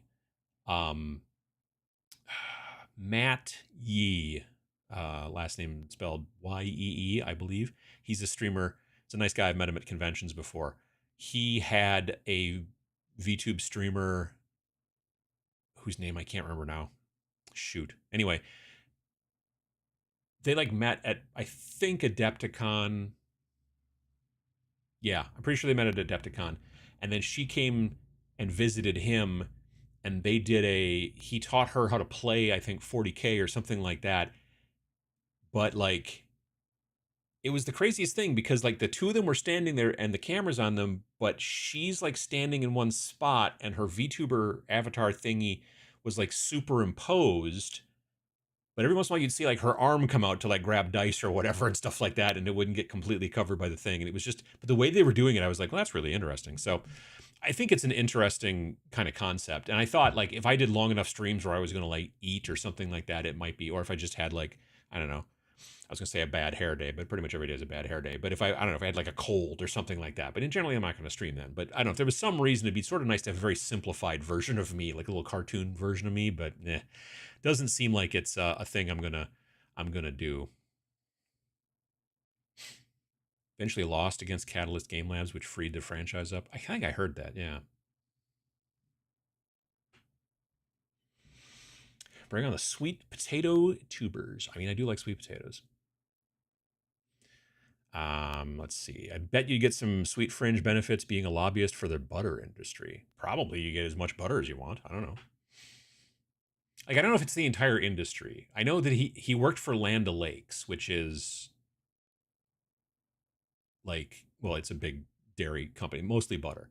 So yeah. Specifically, the original series and characters appearing and are still being squatted on by them. Well, that's a bummer.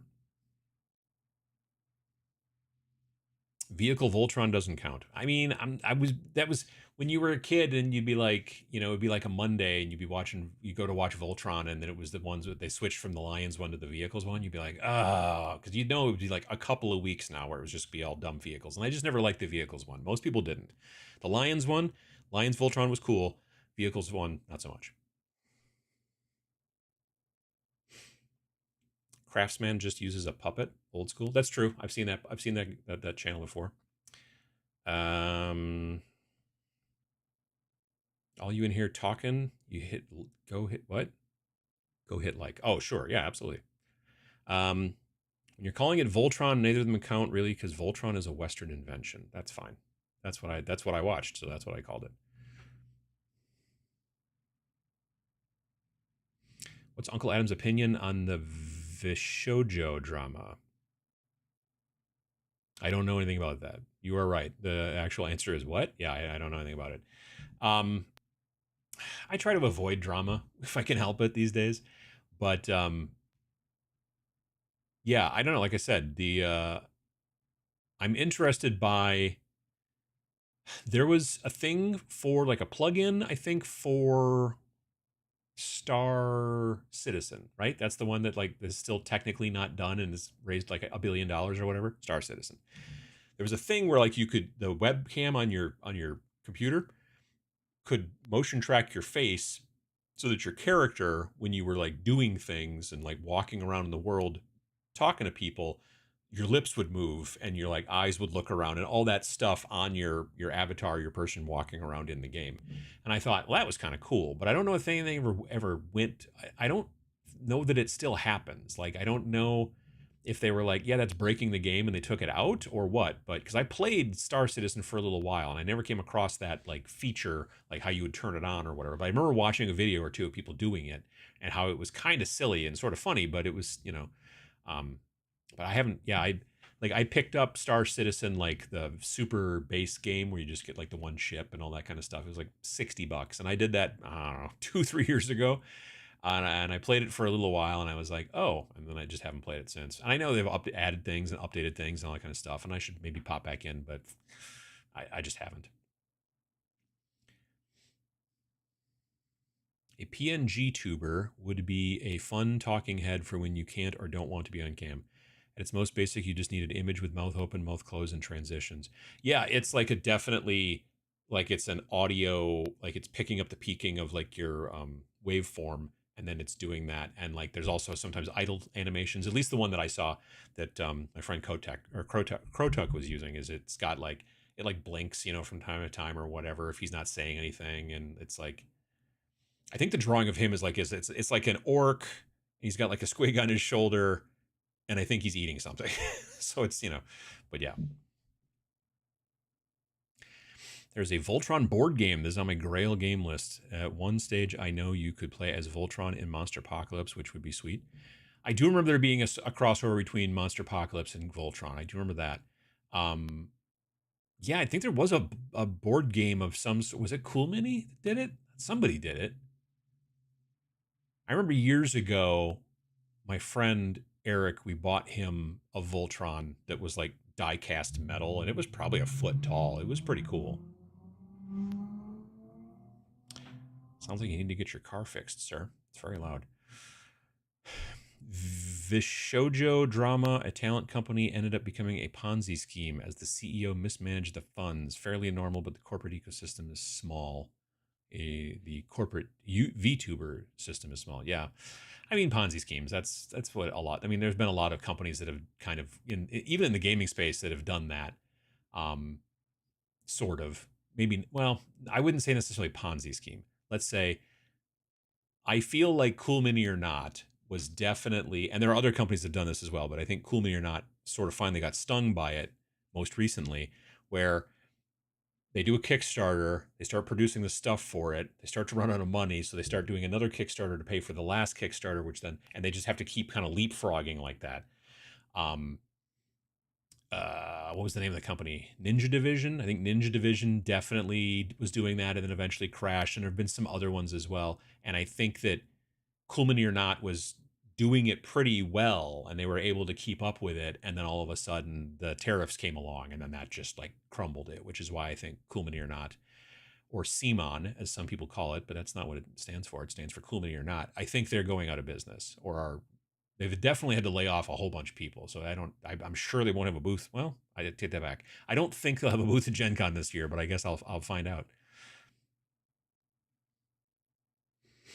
Not a huge fan of the anime style, but Battle of the Planets was good back in the day.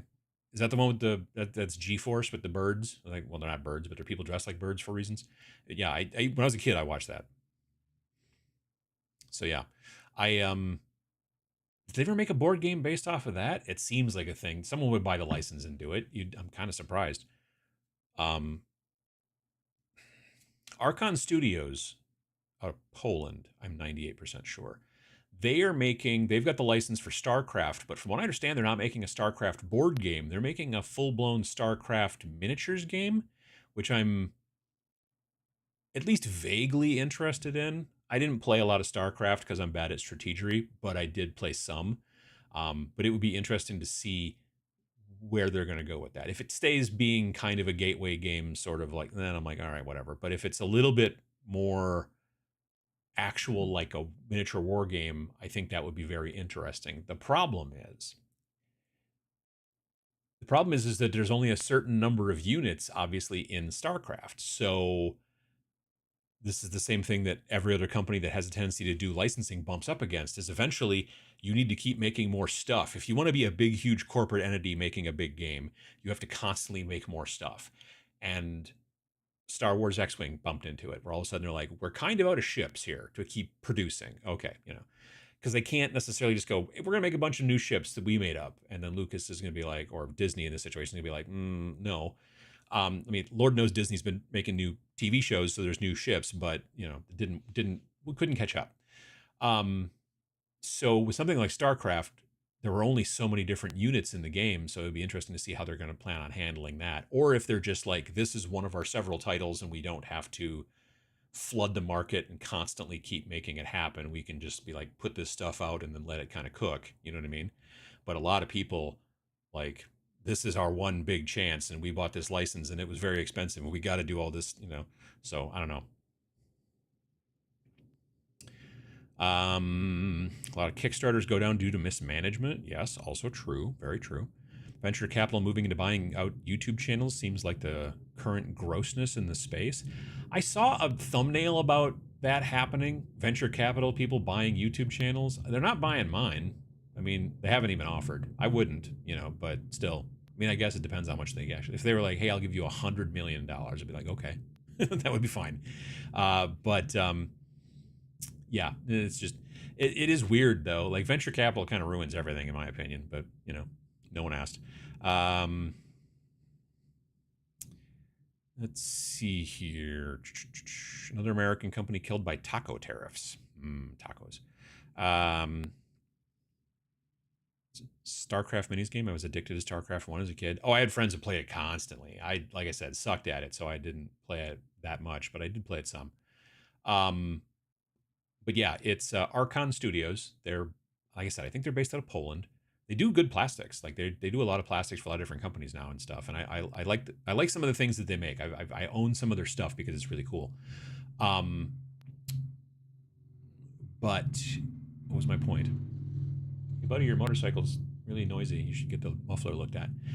But yeah, they got the license to do StarCraft, and I was like, oh, they're doing a StarCraft like board game or whatever. But they say it's a miniatures game. I just don't know. Like, is it a like kind of like, you know, is it's a miniatures game, but it's on like a hex grid or something like that or whatever. But if it's like a full blown, like here we're playing on a, you know, 4x4 tabletop and you're putting down terrain and doing all that kind of stuff and not playing on a specifically designed board, then I'd be more interested, you know.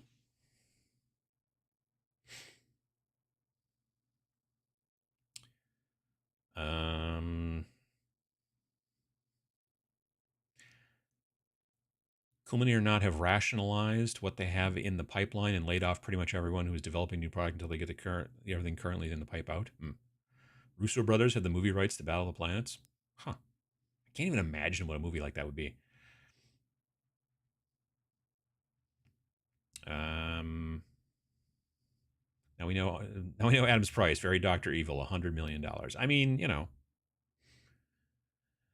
I think it's the way to go. Frankly, if you're gonna sell out big, and then just start a new channel. I guess I don't know. That's the, you know. Vince and I've always said that if somebody wants to buy Snarling Badger Studios, they can, but then we're just going to start a new company like right afterwards if we want it. Unless it's like a lot of money, then you go, okay, cool, I'm retired now, so that's. But even then, I'm gonna, you know what I mean? Like, I don't think I'm ever gonna fully retire. I think I'll always be working because I'm weird. Have a great Gen Con. Say hi to Jamie Daggers for me. I usually see her there. I didn't know she was going again this year. I mean, I guess she lives, I think, even closer than I do. So that's good. Like, it's like a 6.5 hour drive for me, but I think she lives closer. I think. Anyway. I love Archon Studios terrain. Yeah. Yeah. The urban stuff is awesome. I've got a bunch of it and I'm really enjoying it. All right, folks. Well, it's 11 o'clock over here in my neck of the woods, and I got to open the door in here because it's getting warm. So I gotta definitely let the place air out a little bit. Not outside because it's really a lot warmer outside, but you know what I mean. So yeah, I will be streaming tomorrow night on Twitch at the normal time, 7 p.m. Central. But then I will not be streaming on Friday because I'll be at Gen Con, and I'm not sure about the following Monday because it depends on how tired I am when I get home and when we get home and all that kind of stuff. So there's that. Also, if you're going to be at Gen Con, I'm going to try to have a meetup probably on Saturday afternoon/evening, somewhere in there. I haven't figured it out yet, but follow me on, I got to change this. Don't follow me on Twitter. But if you made that into a little butterfly and made it Blue Sky, follow me on Blue Sky or on Instagram. You can follow me on Twitch, but I probably won't post about it on Twitch, but also Facebook, let's say. I'm going to post in like 3 different places about where and when this thing is going to be on Saturday afternoon/evening, and I'll let you know hopefully Thursday or Friday at the very latest. But if you're interested in and at Gen Con, come by, hang out, say hi. So yeah, that's pretty much about it. So have yourselves a good week, and I'll be back here on this show in 2 weeks, and maybe we'll talk about what happened at Gen Con, or we'll talk about something else. But otherwise, thanks for coming by. Thanks for chatting and hanging out. And if you get the chance, do some hobby. And if you don't beat yourself up about it. And that's pretty much about it. Thanks for watching.